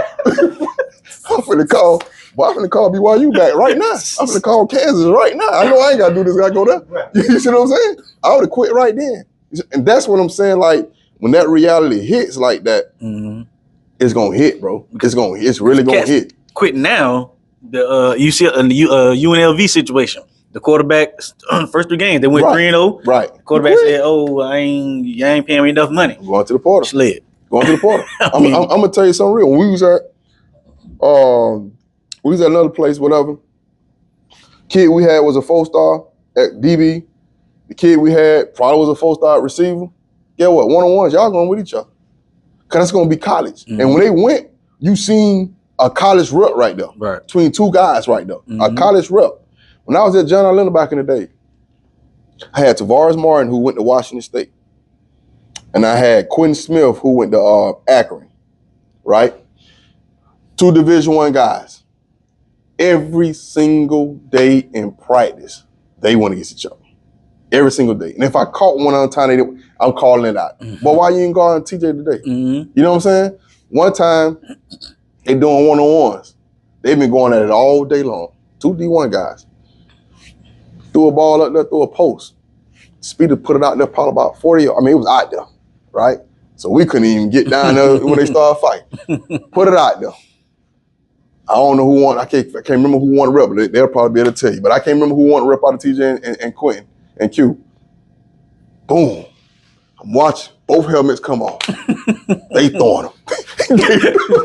they throwing them. And I see, oh my God, we got to run all the way down here to break this fight up. You know what I'm saying?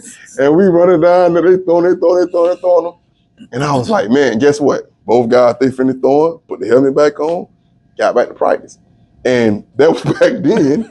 But man, like when I say that's that kind of competitive dog you got to have at the next level. Mm-hmm. Man, in college, man, I'm talking about literally like Chad Owens was everything for us my first year up there in Hawaii. Mm-hmm. Everything. You look at Chad film. Dog, that was a dog. Yeah, he did everything, right? I remember Chad lined up in slot. These are routes on air. ROA period. Nobody guarding you or nothing. Routes on air period. So Chad don't catch no balls unless it come from Tmo Show. Any number 2, 3, 4 quarterback, next receiver, y'all go out there and get that. Receiver had lined up and Timmy was up to get the quarterback rep. Swear for God. Got up there. Right there. Chad said, hey man, what you doing, man? Hey, Timmy up. You don't go. And he got back behind him. This is my first training camp with them. Mm-hmm. I was like, wow. Like, this is real. Like, you know what I'm saying? I say, wow. Like, yeah, he don't catch no more. That's a Timmy. He don't hit the ball. And I was like, man, but now, I ain't seen Chad. Now, I seen some stuff that they did the year before. I ain't seen him, so I don't know, like, why? You know what I'm saying? Excuse me. I'm like, why this dude, like, you know? And when he played, I understood it. Yeah, I say, okay, yeah. You see highlights. Yeah, you see highlights. That Chad on. Yeah, that's different. He different. You know what I'm saying? So I look at it like, but that's how real it is in school, man. Like, it's really that, like, high school, man, this ain't, you know what I'm saying? Mm-hmm. College is real, man. Like, it's really like the work you put in, man. You know what I'm talking about? Like, literally, like, you had some guys in school that will do a whole nother workout after practice. Right. Mm-hmm. You know what I mean? Timmy might have thrown 50 balls in practice. Yeah. After practice, they throwing a whole nother 100 balls. Working choice routes and whatever it is. You know what I mean? Like, just working this stuff all day long. And I come through the run and shoot time. Right. When they had 4 routes based on how you line up. Mm-hmm. And so they're doing this on air. And they calling it out. DB outside leverage, 7-step bang slant route. Mm-hmm. DB 7 yards inside leverage, 7-step speed out Omaha. DB bail, 7-step sit down on the hitch. DB press up top. Mm-hmm. You know what I'm saying? A go route. So they just run like 100 routes of that. You see what I'm saying? It's, no coaches out there. They doing this. So when they get to a Saturday, and Timmy throwing for 300, Coach throwing for 400. You don't know how much they actually work to get to that point. You see what I'm saying? And I just think like that's the reality of how it is. High school is easy, man. You know, I get the ball, I run right. I don't like it. I come back left, score a touchdown, coach on the sideline. Boy, you see that call? Right? That's crazy to me. I was a young coach. I hope you show this clip here. I was a young coach. And I was coaching, this is like TJ, Tavares Martin, like freshman or sophomore year, somewhere around that time. I forget. Well, it had to be a sophomore year. And, you know, I'm this run and shoot guy. I don't think we ever ran the ball. And we throwing this thing 100 times. And So I'm in practice. I said, TJ, I say, hey man, you catch a hitch, catch the ball, and you run outside, right? You spin outside. Like a hitch or something, like you spin outside. So TJ catch the ball in practice, spin outside, right? Away from the backers that coming inside out. Because you run inside, the backers, the pursuit coming this way, right? So you spin outside. TJ doing everything I said in practice. Everything I said in practice, he's doing it. Spinning outside, doing it right. Okay, son, he's doing good. We go play Boca for district that year. We win this game. I think it was a district opponent. And Speedy sprint to the right. It had to be like a sprint concept with a hitch in the corner, right? And he sprinted. And we never throw that hitch in practice. When we sprint, Speedy throwing that 7 every single time, right? So we sprint. I just know Speedy throw the 7. Speedy throws the hitch. This had to be like a 2-yard, because TJ probably been like at 5 yards and sit. TJ kind of ran at 5 and worked back to him as he's sprinting to him, which is, this is wrong. Right. Everything about this play is wrong. So he's sprinting back. So TJ working back to him. Speedy throws TJ the ball. TJ catch the ball. Now, I just said they sprinting. So everybody coming this way. TJ catches the ball and goes through almost 10 people, just zigzagging through 10 people and scored like a 70-yard touchdown. And came to the sideline and said, Coach, I don't do the rules. Look right up, listen, came straight to me and said, Coach, I just had everything was a rule. Like if he sprint, one guy high, one guy over, like, you know what I'm talking about, like scramble drill. If you catch the ball, spin outside, don't go inside, pursuit is coming. If you get a release, okay, inside, outside, based on his leverage, you stack the guy back so the guy can't get back even with you, whatever, get back on your hip. All these different rules we talked about, right? As the run and shoot thing. Boy came to the sideline, instead of him saying, Coach, you like what I did? He looked in my face, Coach, I don't do the rules. I was on the headset, I say, yeah, Coach G, he kind of right, bro. Like, he's like, I'm gonna leave this boy alone. And I did. I never, TJ, he was a different cat. I never bothered him. And I always say, I coach some guys, man, that kid had to be, when I say kids like, oh man, what about that kid?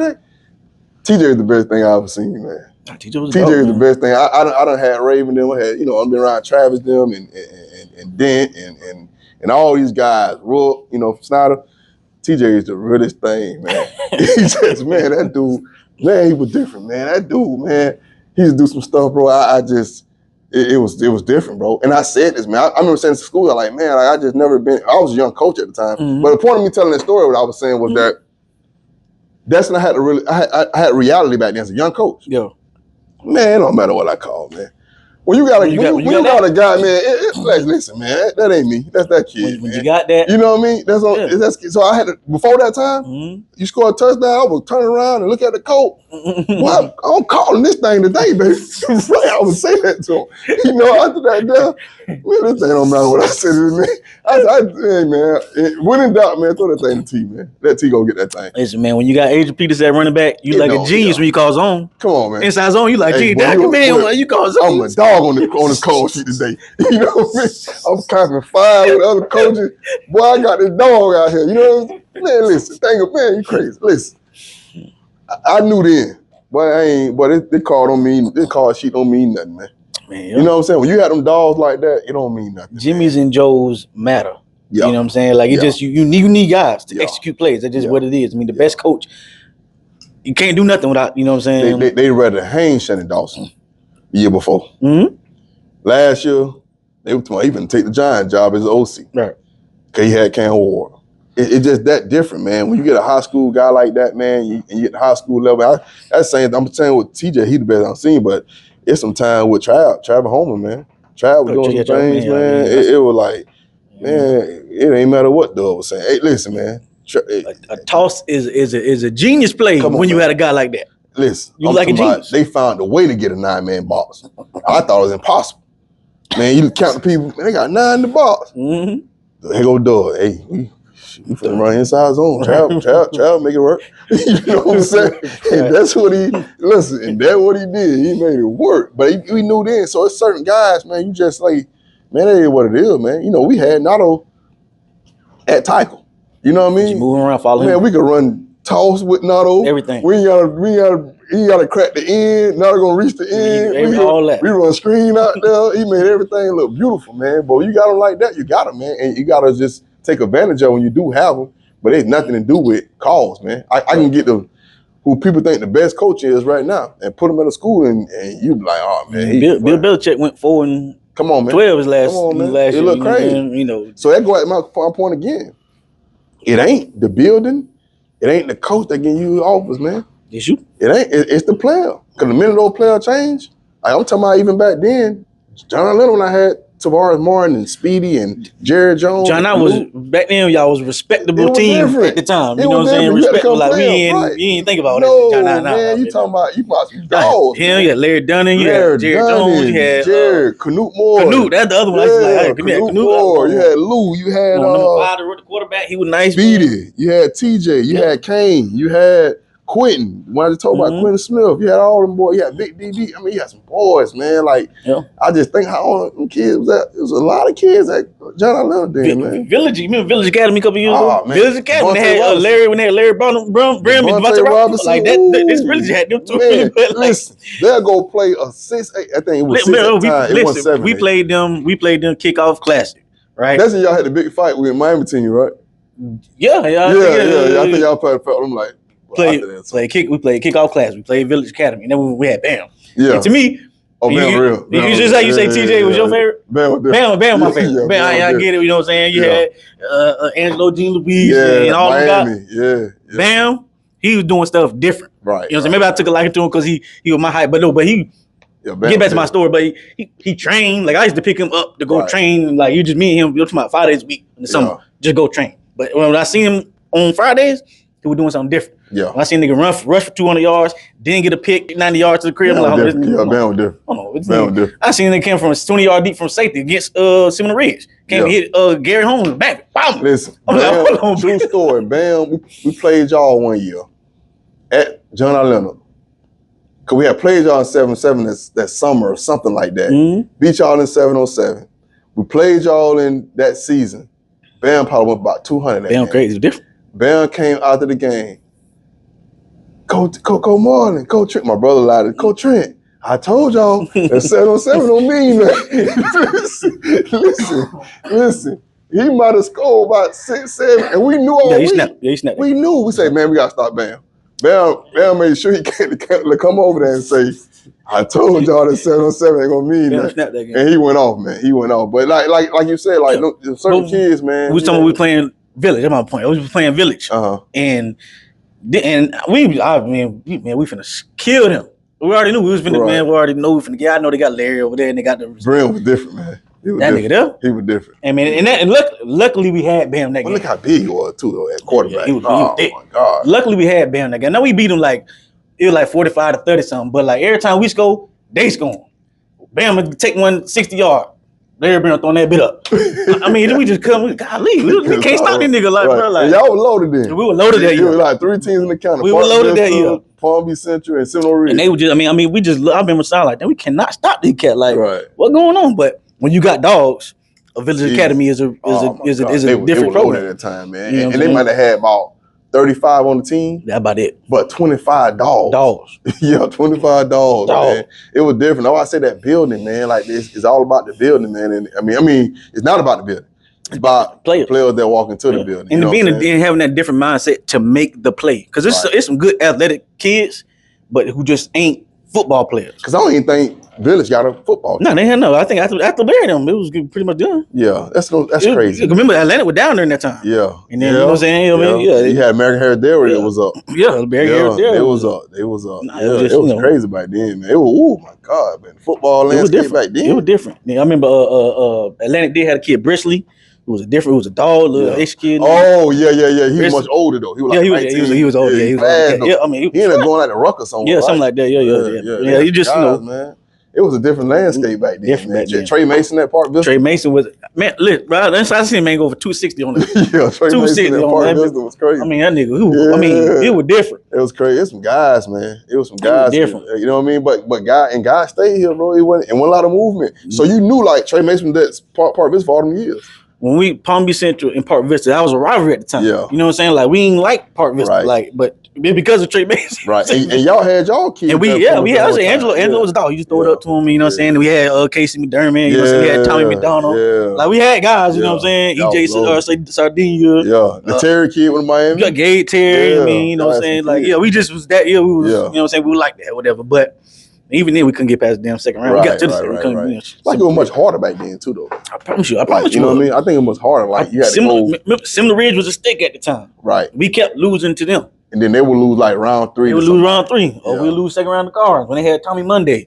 And they had a number 7, the tight end cat. Like they just, it was different. I feel it was different. I feel like it was different, but you know. Yeah. Cause even Gardens was pushing them out then. The Coney boy. Man, I used to think Gardens, and even today, I used to think talent for talent, player for player, they used always the most talented to me. Yeah. Like that year we played 2014, my first year being OC, when I had Kamar. Right before I had matter of fact, it was Jordan Travis freshman year. Mm-hmm. That year we played Gardens in the playoff. That's when they had Coney, they had Verdarius Cowan, they had a kid named Jaquan Napier. Coney Notre Dame. Yeah. Cowan Alabama. They had what's the safety? Stud Steele. Notre Dame. They had this other kid named, his name was something, but he went to FIU, D lineman. Okay. D lineman went to FIU. They had Jaquan Napier, he went to FAU. They had the tight end who went to UCF. All on one team. But and they had somebody else missing, because I remember they had somebody else who was like another corner, a young cat. But I mean, they were stacked. They were all on one team. All on one team. I remember they went to run because Amari Carter came. I think they had 3 in a row. They had Amari Carter. He might have been young. That's what I even think about. He was like a freshman. They had Amari Carter, Miami, Stud Steele, Notre Dame, and they had Gervin Hall came, Miami. Back to back. They had a run. They used to have a stick. Yeah, I mean, they made it the 4th round. I think that year they lost either. Because I remember they beat Miramar to get to the 4th round. And they had the backs. They had them running backs. They had the running back, yeah. And they had the linemen. Avery Young ended up going to Auburn. Yeah, he ended up going to Auburn. Matter of fact, it's funny because that was Gabe Terry. That was the game he got offered. Because he went and get Avery and just murdered him. That's when guys had multiple guys though. Right. Yeah. On one team. Like that's what I'm saying. That's like because even you look saying then, like Palmer City had a lot of guys, Gardens had a lot of guys. Right. Similar Ridge had a lot of guys. Dwyer had a lot of guys. They had Johnny Diss and all them boys. So yeah, it was like multiple schools. Travis Rudolph was going to Carter Newman. And they had a tight end, Owers. Right. He went, man. We had TJ them at John I. Yep. There's a lot. Glaze Central had Glaze Central. Will and LeBlanc and they were loaded. Poker had was still and all. Yeah, man. The whole county was loaded. It's crazy. Like I say, Village. They had Atlantic was still Village going had on. Larry Brent. Delray had Greg Bryant. I mean, that's I can't think of a school that didn't have. I'm saying Dwyer was on top still. Dwyer was still rolling. Like it was a lot of schools. There was a lot of schools that was guys, really rolling. So now you see, like, ain't that many. But back then, it was so many guys on one team, man.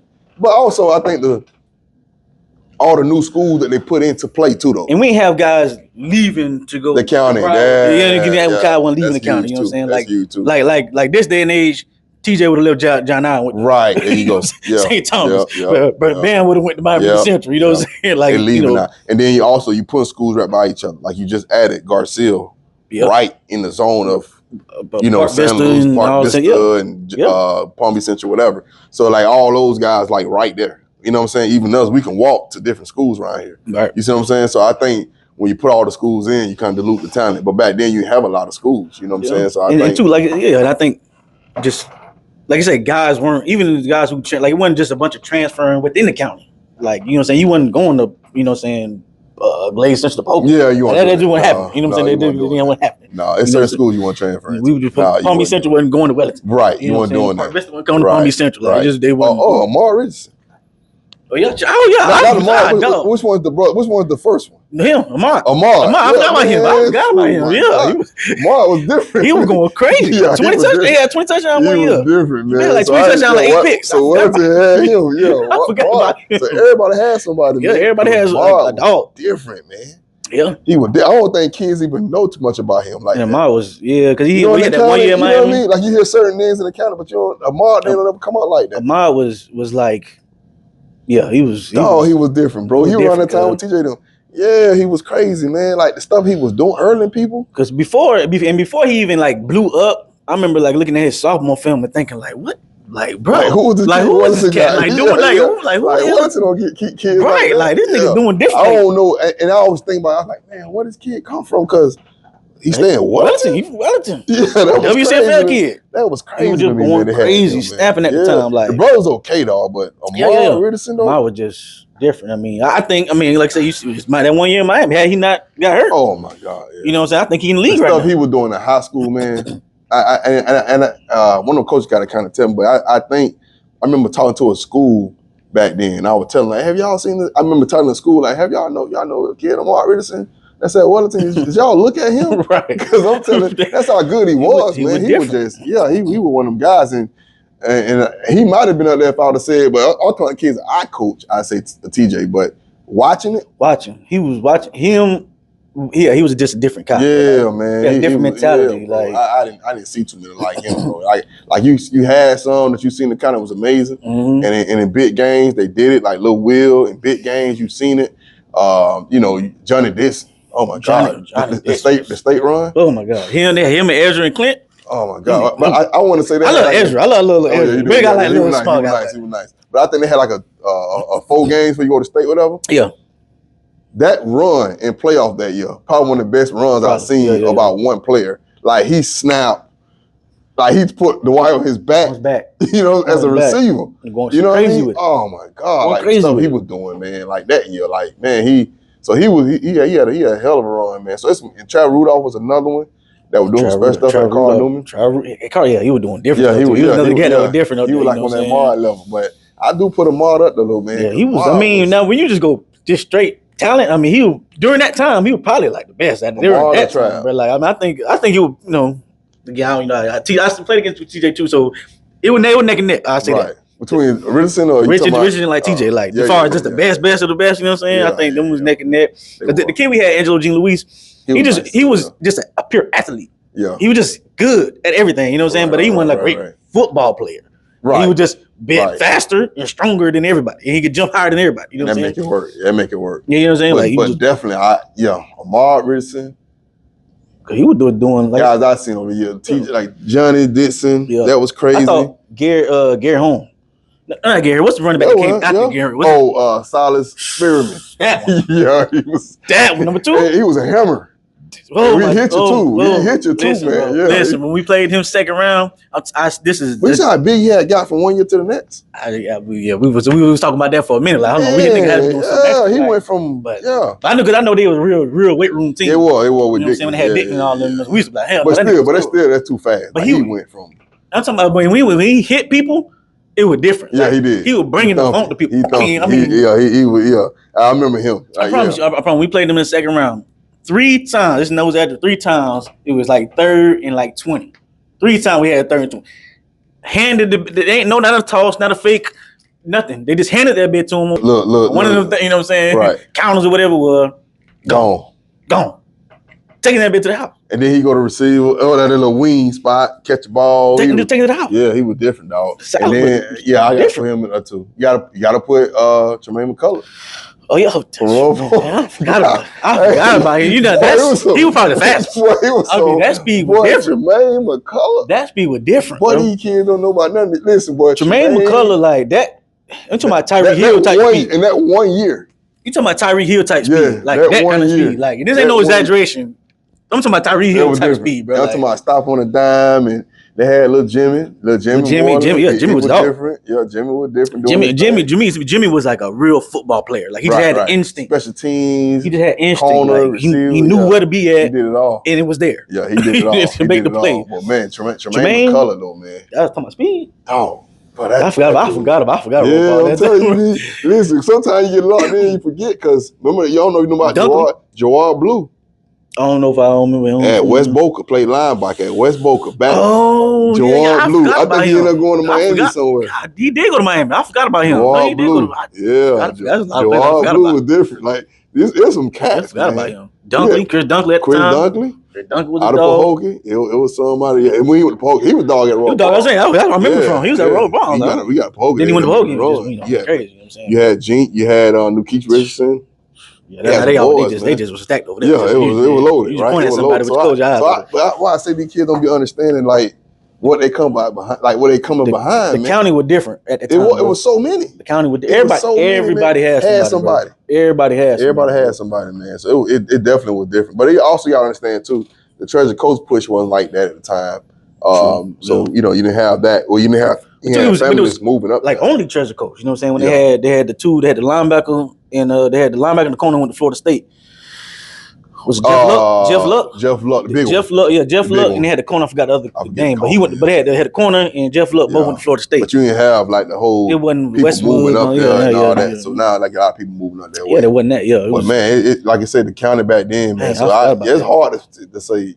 I said Jupiter had a quarterback, James Cameron. The one he was he in the steel like a star now, model or something. Yeah, he's model now. Yeah, he was on that the thing Cam Newton on right now, the Special Forces. Okay, that he was on that 2 years ago. He was the left end quarterback. He was a dog. Yeah, 6'5". I mean, tall. Like everybody had Shawan Laurie. Shawan. He got to throw. And we ain't talking about Shawan Laurie. One breaking records in college. Man, listen, they used to have one 7-on-7 tournament. They only had one. Mm-hmm. I mean, not tournament, but team called Blur. And I remember them. Blur was a 7-on-7 team. We kicked them out. Right. So Blur 7-on-7 team in Palm Beach. So they only had one. So TJ was on one of the team, or was on the team. Everybody was on that team. Okay. And so I go watch them play one time, right? And I went with some coach from Glade Central and said, "Hey man, you gotta watch this dude named All Blue Everything." Mine at the time, he was going to Inlet Grove, Shawan Laurie. They ain't know his name. They just called him All Blue Everything. So when I learned his name, I was calling him All Blue Everything because I ain't know what school he went to. And he transferred to Dwyer, and I seen him run one time. That's All Blue Everything. You know what I'm saying? Right. And he went to Dwyer that year, man, and just turned it upside down, man. You know what I'm saying? So he was a dog, but he was a dog in Inlet. Yeah. And then he transferred to Dwyer, and they made a little state run, and we ain't named Matt Eaton. We ain't named Jacob Brissett and Nick O'Leary. That whole squad up there. That whole squad they had over there. They had Jack pushing them out every year. They had DN over there. Kurt. They went to Tennessee. Yeah, he was a dog, man. They had some boys over there too, man. They had some. Yeah, Palm Beach County at the time. When I just came down to Palm Beach County. There was so many guys. It was really different. From top to the bottom. It was top to the bottom. Boca had a quarterback.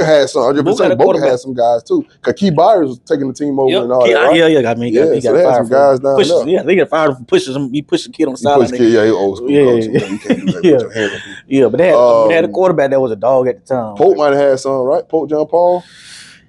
Yeah, I mean, they weren't bad as they was. Like it was a better team. Yeah, I don't know if they had a guy, but it was definitely a better team at the time. Layforth had that Spanish quarterback, man, who was running for like 200 yards, like. Wasn't even that one. Coach Lowe was the coach. Coach Lowe was at the time. It was after start. Eric Moore. Eric Moore. Yeah. I mean, Cat was like, Evan Moore. Evan Moore. That's what it was. Evan Moore. Yeah. He was a dog. Cat was stepping. I'm like, yeah, he was a dog. We used to battle him all the time with John Lennon because it was like the rivalry. Oh, come on, I used to be saying he wasn't big. He wasn't. No. But he wasn't like. Overly, he wasn't great. He wasn't super fast. He wasn't super big. He had a little suave to him, like a nice little game. He would just could spin it, man. He could throw. But he used to run for like 150 yards. But I was like slippery. I was like, he's not that fast. Why was he getting? Yeah, you couldn't tackle him. You know, they used to battle, man. Him and Speedy, man. Yeah, oh my God, he was gone. I was like, bro, like. I was like, bro, could play. Like, we had some guys in the county. We had some guys in the county at that end. And then the coaches was different too, though. You know, you had a lot of coaches who was there, old school guys, longevity guys. Yeah. And a lot more guys who were about running the football. I mean, just about running the football. Right. You know what I'm saying? Like, I mean, not everybody one too many teams. It like that. No. One too many teams. Not everybody shotgun doing all that. Nah, I mean. We wasn't in the shotgun. On the center, 21 personnel. Like we just really what it was. Like we had start toss. Same thing with Park Vista. Vista had it like Wing that. T with Seminole Ridge. Well, even with Jack, the White. They wasn't spread like that. I mean, they got. I guess they got Johnny years they did. Even when Jacoby Brissett, he was under center. He was under center. Jacoby Brissett was under center. Yo, Matt Elam them. They went. He was. He had that ball to him. No brainer. It was different. Yeah, it was a different time. So definitely they had that process of those kind of those kind of offenses, even with Glade even Central. Olympic Heights ran like a wing T type of thing back then. Like they I think Fleury was the head coach at the time. Kevin Fleury. Like, they had he ran that wing T kind of stuff. Because even Glade Central was under the center. They had like Riedel coaching the offense or something at the time. Yeah, they was under the center doing stuff I forgot he coached. Yeah, he was always coordinator at Glade Central. I forgot. That's what I'm saying, man. Like we got a rich history, man, in the county, man, and that was like a prime. Years. That was 2008, 7 and up to, you know what I'm saying? It was a run, man. That was a nice long run. GC was going to state every year. They was Kevin Hester, Benjamin and all them. Yep. Yeah, Hester there. You know what I'm saying? Like, that was. And I think, look at they run that time. You know, we talking about. They had Dominique Gibson who went to Wake Forest. They had Jaja who went to Akron. Right. Robert Wade, I think he ended up going to Bethune, I think it was. Somewhere like that. And LeBlanc. LeWill. I forgot LeBlanc. LeWill. You had Travis Bell go to West Virginia. Had a receiver on Jamie Wilson. Jamie Wilson. Yeah. He went to Central Michigan or something. So one of the Western Michigan, maybe it was like that. Yeah. Kevin Benjamin. Ratavius Wooten went to Georgia. I forgot about him. Yeah, Ratavius Wooten. He was my first experience. He was my first experience against Glade Central. Man, listen. He was my first experience. 49 zip at half. Y'all watch Ratavius Wooten film. Greg Dent. Dang, Greg Dent. That's the first Dent we knew was Greg Dent. You know what I'm saying? Greg Dent, man, did everything for GC, man. But Ratavius Wooten film. He was my first experience to like, this is Glade Central. Yeah, Ratavius Wooten. 49 zip halftime. Yeah. Ratavius Wooten was different, man. Different. When I say different, man. Hey, boy, listen. He's another one that you got to say, okay, that's different, man. It was different. Man. I know I said tomorrow, TJ, we started going back like that there. Ratavius Wooten, man, probably, he was up. Them was true football guys with extreme athletic ability. Yeah. Deontay Thompson. Deontay Thompson. Travis Benjamin. They just goes on. Travis Benjamin caught the ball over in the muck ball with somebody's head. Jack Rabbit. Jack Rabbit. He went. Yeah, he caught the ball over his head. Yeah, it was over here. Yeah. So, boy, you had some boys, man. Yeah, it was different time. Because Deontay Thompson was crazy in high school. He was crazy in high school. So I was talking about that 05, 06, 07. I mean, they had a run, man. Glade Day, Taylor. Yeah. I forgot about him. He was at Glade Day. Yeah, he was at Glade Day. Kevin Taylor. He was at Glade Day. Yeah, he was another. Yeah, he had about 200 yards per game. Yeah, I'm telling people that first they were like, man, I don't think he that good. He playing against that competition. I'm like, listen, he ain't going for 90 yards. He ain't going for 150. He going for 200, 300 yards a game. Like, I was coaching at the time. We were doing different stuff. I remember getting out of practice early because I wanted to see Hughley versus Glade Day. They played on ESPN. Darren Henry played. Played Kevin Taylor. That was amazing. It's just Derrick Henry. Now people don't really when you look at the game, they forget Kevin Taylor ran for 200 plus yards a game. It's just that Derrick Henry ran for 400. You know what I'm saying? Like that. Man. Like you just Derrick Henry was just such a different guy that it overshadowed the 200 plus. Right. Kevin ran for. and I remember seeing back in those times when the Wire played Glade Central, man. Those games. I mean, one game they played on ESPN one time, game. right? That was a game Will Likely went great. That's the game Will Likely blew up. The game Will Likely blew up on a Monday. It was on a Monday. This had to be like a sophomore, junior day, something like that. Something like that. That's the last time we probably had an ESPN game. That is the last time. That's the last time we had an ESPN game. It was like Labor Day. It was a Monday. The only game on TV. Right. When nothing else happened. Right. It was the middle of the day. Right. That's crazy thing. Will Likely, he took the kickoff return back, took like a pick six back. That's the last time we had an ESPN game in the county, man. That was probably what, maybe 2010, maybe 11, if that. That had to be LeWill senior year, right? Yeah. So somewhere around there, yeah. Because Johnny was like juniors or something like that. Yeah, so it had to be 2011. That's the last ESPN game we had in the county. Well, two county teams. Right. We got to get it back there. We got to get it back there. We got to ESPN. Got to have. West Boca they playing? Who they just announced? They playing? Yeah, but that team ain't from Palm Beach. I know. I'm just saying. They playing a team up in New Jersey somewhere. Yeah. Virgin Catholic. Yeah, they're playing down here somewhere. I don't know. It's playing down here somewhere. It's called the Adidas. But it'll be on ESPN. Yeah. We got two county teams. We ain't had it since then.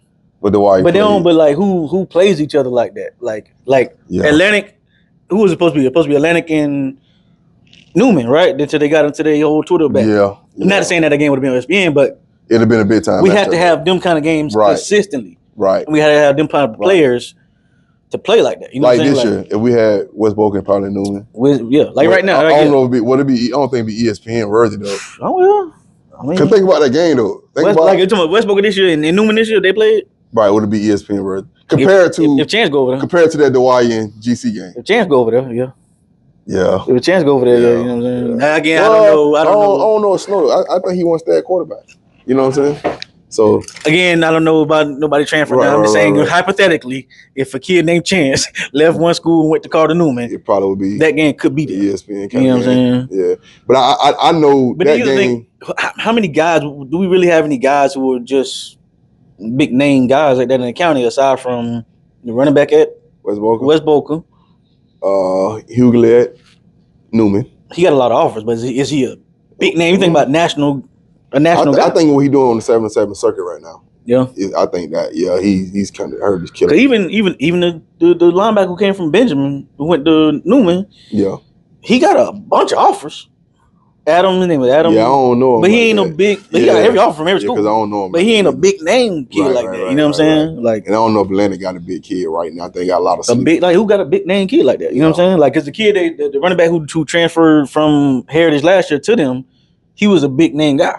Yeah, I forgot his name, but the receiver. No, the running back. Not Plantation. Came from Plantation. Went to Atlanta last year. Oh, he's Atlanta. Oh yeah. Number one. I thought you were talking about going to DeAndre. I think his name is DeAndre. Yeah. Desor, something like that. Yeah. But you talking about like who's a big name national brand kid in Palm Beach County like that? Yeah. Even the kid at Central linebacker. They got a linebacker. Yeah. He is he known. But I don't know if he's nationally known. He got a bunch of all offers or whatever. He should be nationally known. He played like he's nationally known. Right. He's just big, tall, 6'4" kid. Yeah, he a dog. But so I don't know. I just think like that team that played each other, right? You had John on that team, right? On Dwight team. Yeah. You had the kid who came from the kid who went to Georgia, quarterback. Fatan Bob. Right. He was Dwight quarterback at the time. Right. So you had the quarterback at Dwight at the time, the ESPN game. The quarterback going to Georgia. Johnny eventually going to Ohio State. Clem went D1 with Bowling Green. Ezra went to Northern Illinois, I believe. Right. You had him. You had she had a couple of D linemen, linemen on that team. And on GC side, you had Lou Will. I want to say we had a lineman that went to LSU. Dwight had a lineman that went to LSU. On that team? Yeah. Oh, okay. And then on Glazing side, you had a lot of them guys. And they had history. And they had history too. Yeah, the history of GC. You know what I'm saying? So I think that will put ESPN at that spot. But we haven't had a game ESPN since then. Like, that's so crazy, you got to think, how could we get that? You know what I'm saying? Like, what does the team have to do? Like, got to be history. Like, West Boca got to win 4 in a row. Yeah. To probably, you know what I'm saying? Right. They become that team. Then you got Newman get over that hump with Sherman. They got to win. They become that team. Atlantic they get over the St. Thomas. They become that team and make a run. But that's the problem. We don't have nobody who making runs like that. Right. We don't have nobody running. Right. Like, not back then when they were just kind of every year. Right. You knew it. You know what I'm saying? Yeah. You knew it. Yeah. Nobody making. I mean, as good as Newman is, they ain't want to stay. Yeah. And then Pahokee had runs. Pahokee had runs. Glaze Central had runs. Dwyer had runs. They just had big. Even Glaze Day was going to all the time. They had runs too. With Kevin Sandler and all. Matter of fact, cause you think about a guy like that.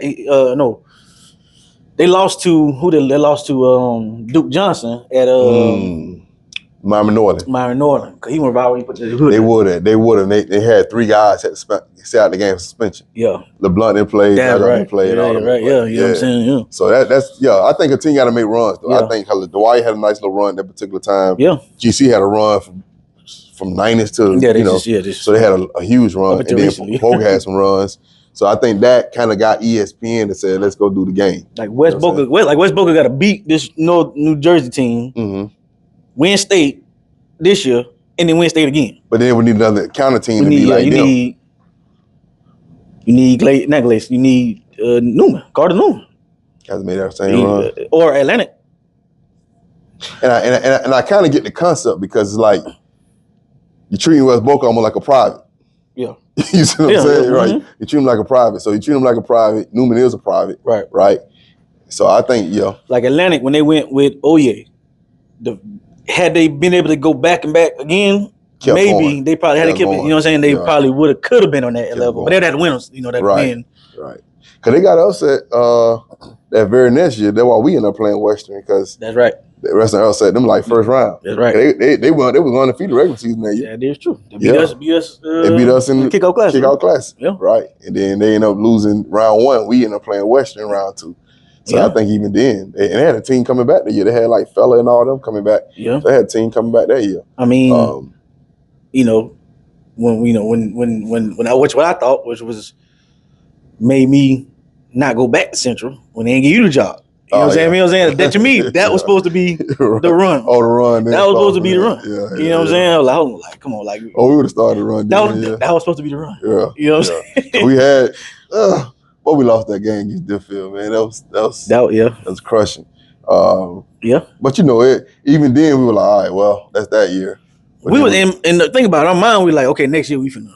Got J. Ray. Yeah, next week gonna be out. You know what I'm saying? And then we knew Cash was gonna come in more. Yeah, you know what I'm saying? You know how that goes.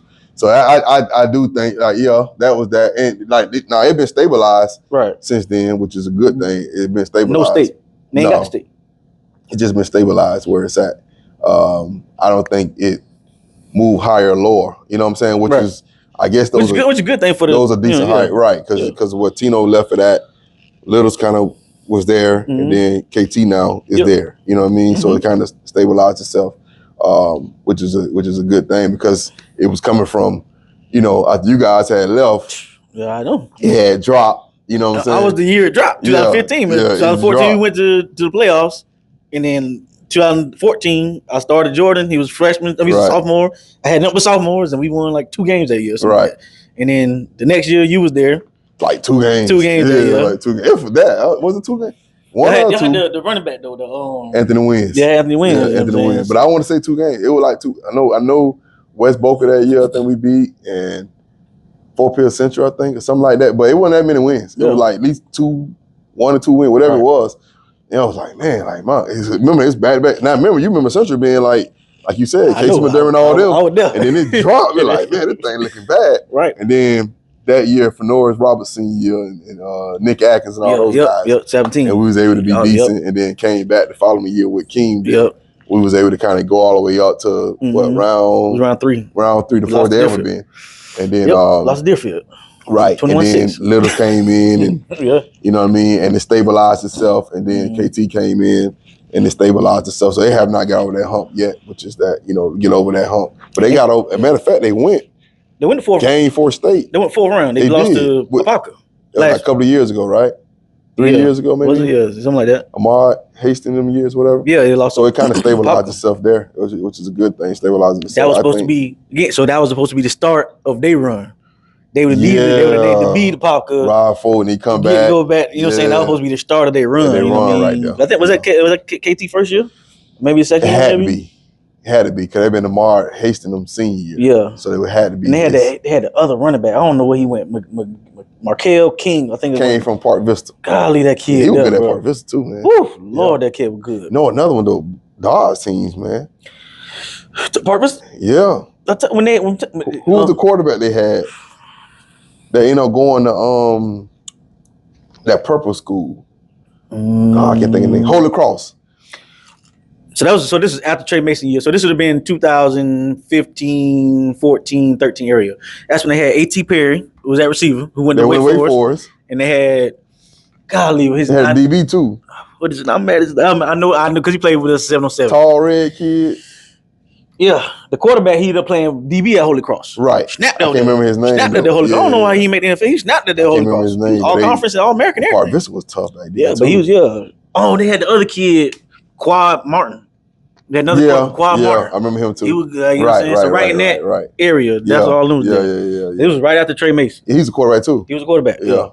Him and then the other. Damn, as a matter of fact, I know I followed Mama them on too. I'm sorry, I don't know if you ever see this. I forgot his name. But right. The quarterback. The quarterback. Yeah, he was nice, man. He was nice. Big quarterback too. Mm-hmm. Yeah, he was nice. So it was some guys, man, and they had a run. It was like right at that. You know what I'm saying? They had some runs too. So like you said, I think we just need to get the runs back. Somebody got to run. Yeah. Somebody got to. I mean, hey, you know what I mean? Y'all come to Palm Beach Licks, whatever. You know what I'm saying? It's me saying this, not Coach Tmo. You get the run here. But you need at least 2 teams. But Lakes will be Lakes will be different, man. Like just from a standpoint of, our biggest thing has always been, even when I played, was that we got to keep kids here. You know what I mean? That was the biggest thing. You know what I mean? And if kids stay here in the program and develop within the program, not leave sophomore year and stuff like, like Matt Elam was here for 2 years. Crazy. You know what I mean? Left and played the White the last 2 years. So crazy. Gervin Hall was here, I think, for 3 years. Yeah. Left the senior year and played at Garden. So I just think if kids stay here at Lates, you talking about these things, because even the runs we're talking about, if we go back, the runs that Lates had from 90 when I'm talking about the 90s was crazy. Well, yeah. You know what I mean? 92, 93, 94, 90, you talking about undefeated years with Lates. You know what I'm saying? Until we came all the way up, until now guys started moving around and stuff like that. But at the time, you weren't moving out of Lates like that. So you were able to run, you make those runs with Vinny and all them boys like that. You know what I'm saying? For the kids who don't know, Mr. Mays, you know what I'm saying? He was a dog back then, you know what I'm saying? Yeah, Mike was the dog. Mr. Mays was a star back then. You know what I'm saying? You had Mike, you had Vinny and them, man. You had Lance Hokie them, you had Stanley Stevens, man. You had Frank. Man, you had some guys. You had Jap. You had G-Style. Man, we had some Stanker. Man, we had some, what? You had some guys, man. Pop, man. Come on, we had some guys, man. So it was a time, man, we made some runs, but then that stopped, like, you come over to that mid to early 2000s, you know what I mean? Then it picked back up again with, like, Matt in them years, some other guys on them teams with Matt what's and the quarterback Jared Brown. Yeah, them guys, man. So Mm-hmm. them guys made runs. And then after they made the run, then they started doing that. Yeah. You know what I'm saying? Even I think about it, you mentioned, because Kevin Fleury, when they won state, I want to say it was 2005. Yeah. With the running back. With the South Carolina. Cook. Yeah. Like, even with that, they wasn't able to sustain that. You know what I'm saying? No. Like, nobody's sustained these runs here in Palm Beach. I think a kids, even then with them teams, there was the back and forth between kids leaving Gardens going to Dwight. Yeah. You see what I'm saying? They was doing that seesaw thing, and I think the stability too, though, because Fleury, I don't know how long he lasted there after he won state. Yeah. You see what I'm saying? Another coach last year, maybe 2009, 8, yeah, then another coach came in and all that. So you kind of had that process. Stability is what matters. When you got stability, I think a lot of that kind of works itself out. So, when you got one coach there for a long period of time, you know what you're getting with this coach and that staff. I think you're able to build stuff up. I think the movement of coaches will mess up the schools, because when you have coaches come in this year, lead this year, come in, and continue to do that, you have that process. Where would Seminole Ridge be had Dickman not left? They don't want about at least 3 or 4 You know what I'm saying? I get it. The money's way better than Georgia. They don't want at least 3 or 4 state championships. Matt Dickman was a great guy. He was right at that point, man. He had that program rolling. They had about 3 to 4 state championships. You didn't want to play them. You didn't want to play that winning team. To play them. No, and that's what we ran into every time in second round playoff. And it's like, and then when you play them out there at that time, mosquito was bad. Oh, it had like it just rained a little bit. It was always muddy. The field, like, it was just always bad conditions. Like, you didn't just want to go out there. Play, man. Like, you didn't want to go out there. Like, you didn't feel good. Ridge, man. You didn't feel good. Before it became what it is now. I was out there the other day, man. There ain't no mosquitoes out there no more. They got a KFC out there now. Yeah, you like going out there. They got a big Publix out there now. It was different back then, man. It was like, boy, you hated going to Los Angeles. You don't have the same. And you see, we gotta go to Seminole Ridge this year. I'm telling you, like, Loxie, it don't have the same feel. Hometown, down, country town feel. Don't have that same feel no more. They got cats ain't from out there. They got a DMV out there. Yeah, everything. Yeah, it's different. It's different. You enjoy it. Publix. You enjoy it. So there used to be a real home field advantage you would play out there. Real home field advantage. And then you used to go stand out there, and the guy come through in the truck, man, blow the little horn, big horn, yeah. They all stand up. It felt. I know this is not. It's not. I'm just easy, but to me, it felt farther back then. It did. It felt like you was really had to travel. Like you went to the West Florida. Like you was going, yeah. You went West Florida. You know you was in Palm Beach. Right, you in Palm Beach. Yeah, man. You would have had about 3 state championships. I believe so. Because just think about even when team came from Miami to go play him. Round 2. Mm-hmm. You look around like, what is this? They were consistently making the round 2 and round 3 every year. And he was on the trajectory to get to the states, winning weightlifting competitions. Come on, man. They going to state every year. Weightlifting every year. He ran the program. I mean, it was to the point where we used to be like, definitely like, them niggas on steroids out there. Yeah, they got to be. They were lifting, man. They were lifting crazy, man. So I guess what? You never seen them nowhere. Never. Only time you see them on Friday night. Man, they were never at no 707. Nothing. They weren't never like it was never nowhere. You're right. Nothing, it was just man. They were just lifting. They were just man. there. That's how I feel. You're right. That's what it felt like. I felt like they just lifted and went home, did their little country trap the stuff back there. That's it. And then that's it. And when you play them on Friday, man, you did not want to go play them boys, man. That was different right there. Like, you know, and you know, the guys that they had, the two guys that they had there this year, who was very good, the lineman and the linebacker. I mean, imagine what, you know, I know this sounds crazy or whatever, but I'm saying anyway, imagine what they would have been under a Dickman. Oh, that linebacker and that lineman, you know what I'm saying? Imagine what them cats would have been under a Dickman. Man, dog, he ran it, man. He ran it like, I wasn't there to see it, but I just can imagine how he ran it. We kept playing them. We played them every year. It was different. Yeah, like the home field advantage was really crazy, man. It was about 3 or 4 schools like that. Because Hawaii never really had a home field advantage. Like you played Hawaii, you didn't feel they were just like a good team. Yeah, you didn't feel like it was that type. But when you played GC, Pahokee, Seminole Ridge, that was different. They were different. There was walked into the stadium, man. It was like, man, everybody at the game, it was crazy, man. So I definitely feel like it was a different thing back then, man. It really was. And to now, like you saying, you know, we have that kind of atmosphere when you come here. Now, when you put the product with what our atmosphere is, it could be different. Right. Because our band take up the whole left side of the stadium. Man, when you hear them playing, this whole left side of that stadium is the band. Right. And then you also have that dim kind of light. It's not bright. Yeah. It's kind of dim. It's kind of weird to even describe to you, but it's kind of like the crowd kind of in the shade. Right. You know what I'm saying? At night. You know what I mean? And it can be, you know what I mean, people around the gates and all that. It could be that. It could be that, man. All the basketball court is packed over there with the food lit up. Food court lit up. You know what I mean? Food court lit up. And then you think about on back with a scoreboard, it's just dark back there. It's dark back there. It's all right. dark back there. You know right. So it could be it could be a different kind of place, man. When that band rocking and people going, it could be when we get the rolling. This starting this year. Yeah. Man, this could be definitely that place where atmosphere, like that atmosphere. You want that atmosphere. Man, we gotta go late. Yeah. You want that atmosphere. That atmosphere different, man. Like band loud. We got a different atmosphere. They coming through a big L out there. You know what I'm saying? Yeah. We got a different atmosphere, man. The community, man. You know, the crowd, the community is different. You know, the band, like you say, man, it's the food court out there lit up. You know what I mean? All the lights out there and all that. It's just a different thing, man. You know what I mean?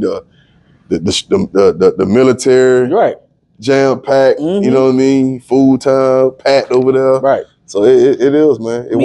Palm Beach Lakes alum. I mean, y'all come back. We got a Palm Beach Lakes right now on camera. The guy you looking at right now is a Palm Beach Lakes alum. I'm telling you. Come back and support this thing, man. We are on the right track. We finna roll. We finna take off this year. That's from the ground up, man. But it's gonna be a lot better if all the alumni is back in the stands, supporting the program. You know what I'm saying? Just being there. You know what I mean? Making this. And that's how it was, man. That's how it was. My 4 years I was here, that's the mindset, man. It was like, man, like you knew what came before you, man. Like you thought like that, man. Lakes, man. Like this is the school, man. This is a community school. This is what it is. Like this is the expectation. And you knew what guys did before you. You know what I'm saying? You knew what guys did before you. The atmosphere at the games, what you do at Lakes, man, people remember, man. Like it's like, man, I remember he did that. You know, I remember he played against this team. Right. I remember he did that. You know, and that's what I remember coming up. So when I moved from Bear Glade to Palm Beach, either I was going back to go to Glade Central or I was coming to Palm Beach. It wasn't no other option for me. You know, it wasn't no Newman, none of that for me. It was 2 spots. Yeah, I'm going to Lakes or I'm going back to Bear Glade, I'm going to Glade Central. Either one of them 2. You know what I'm saying? Because when I was coming in, Mike them was just leaving. Yeah.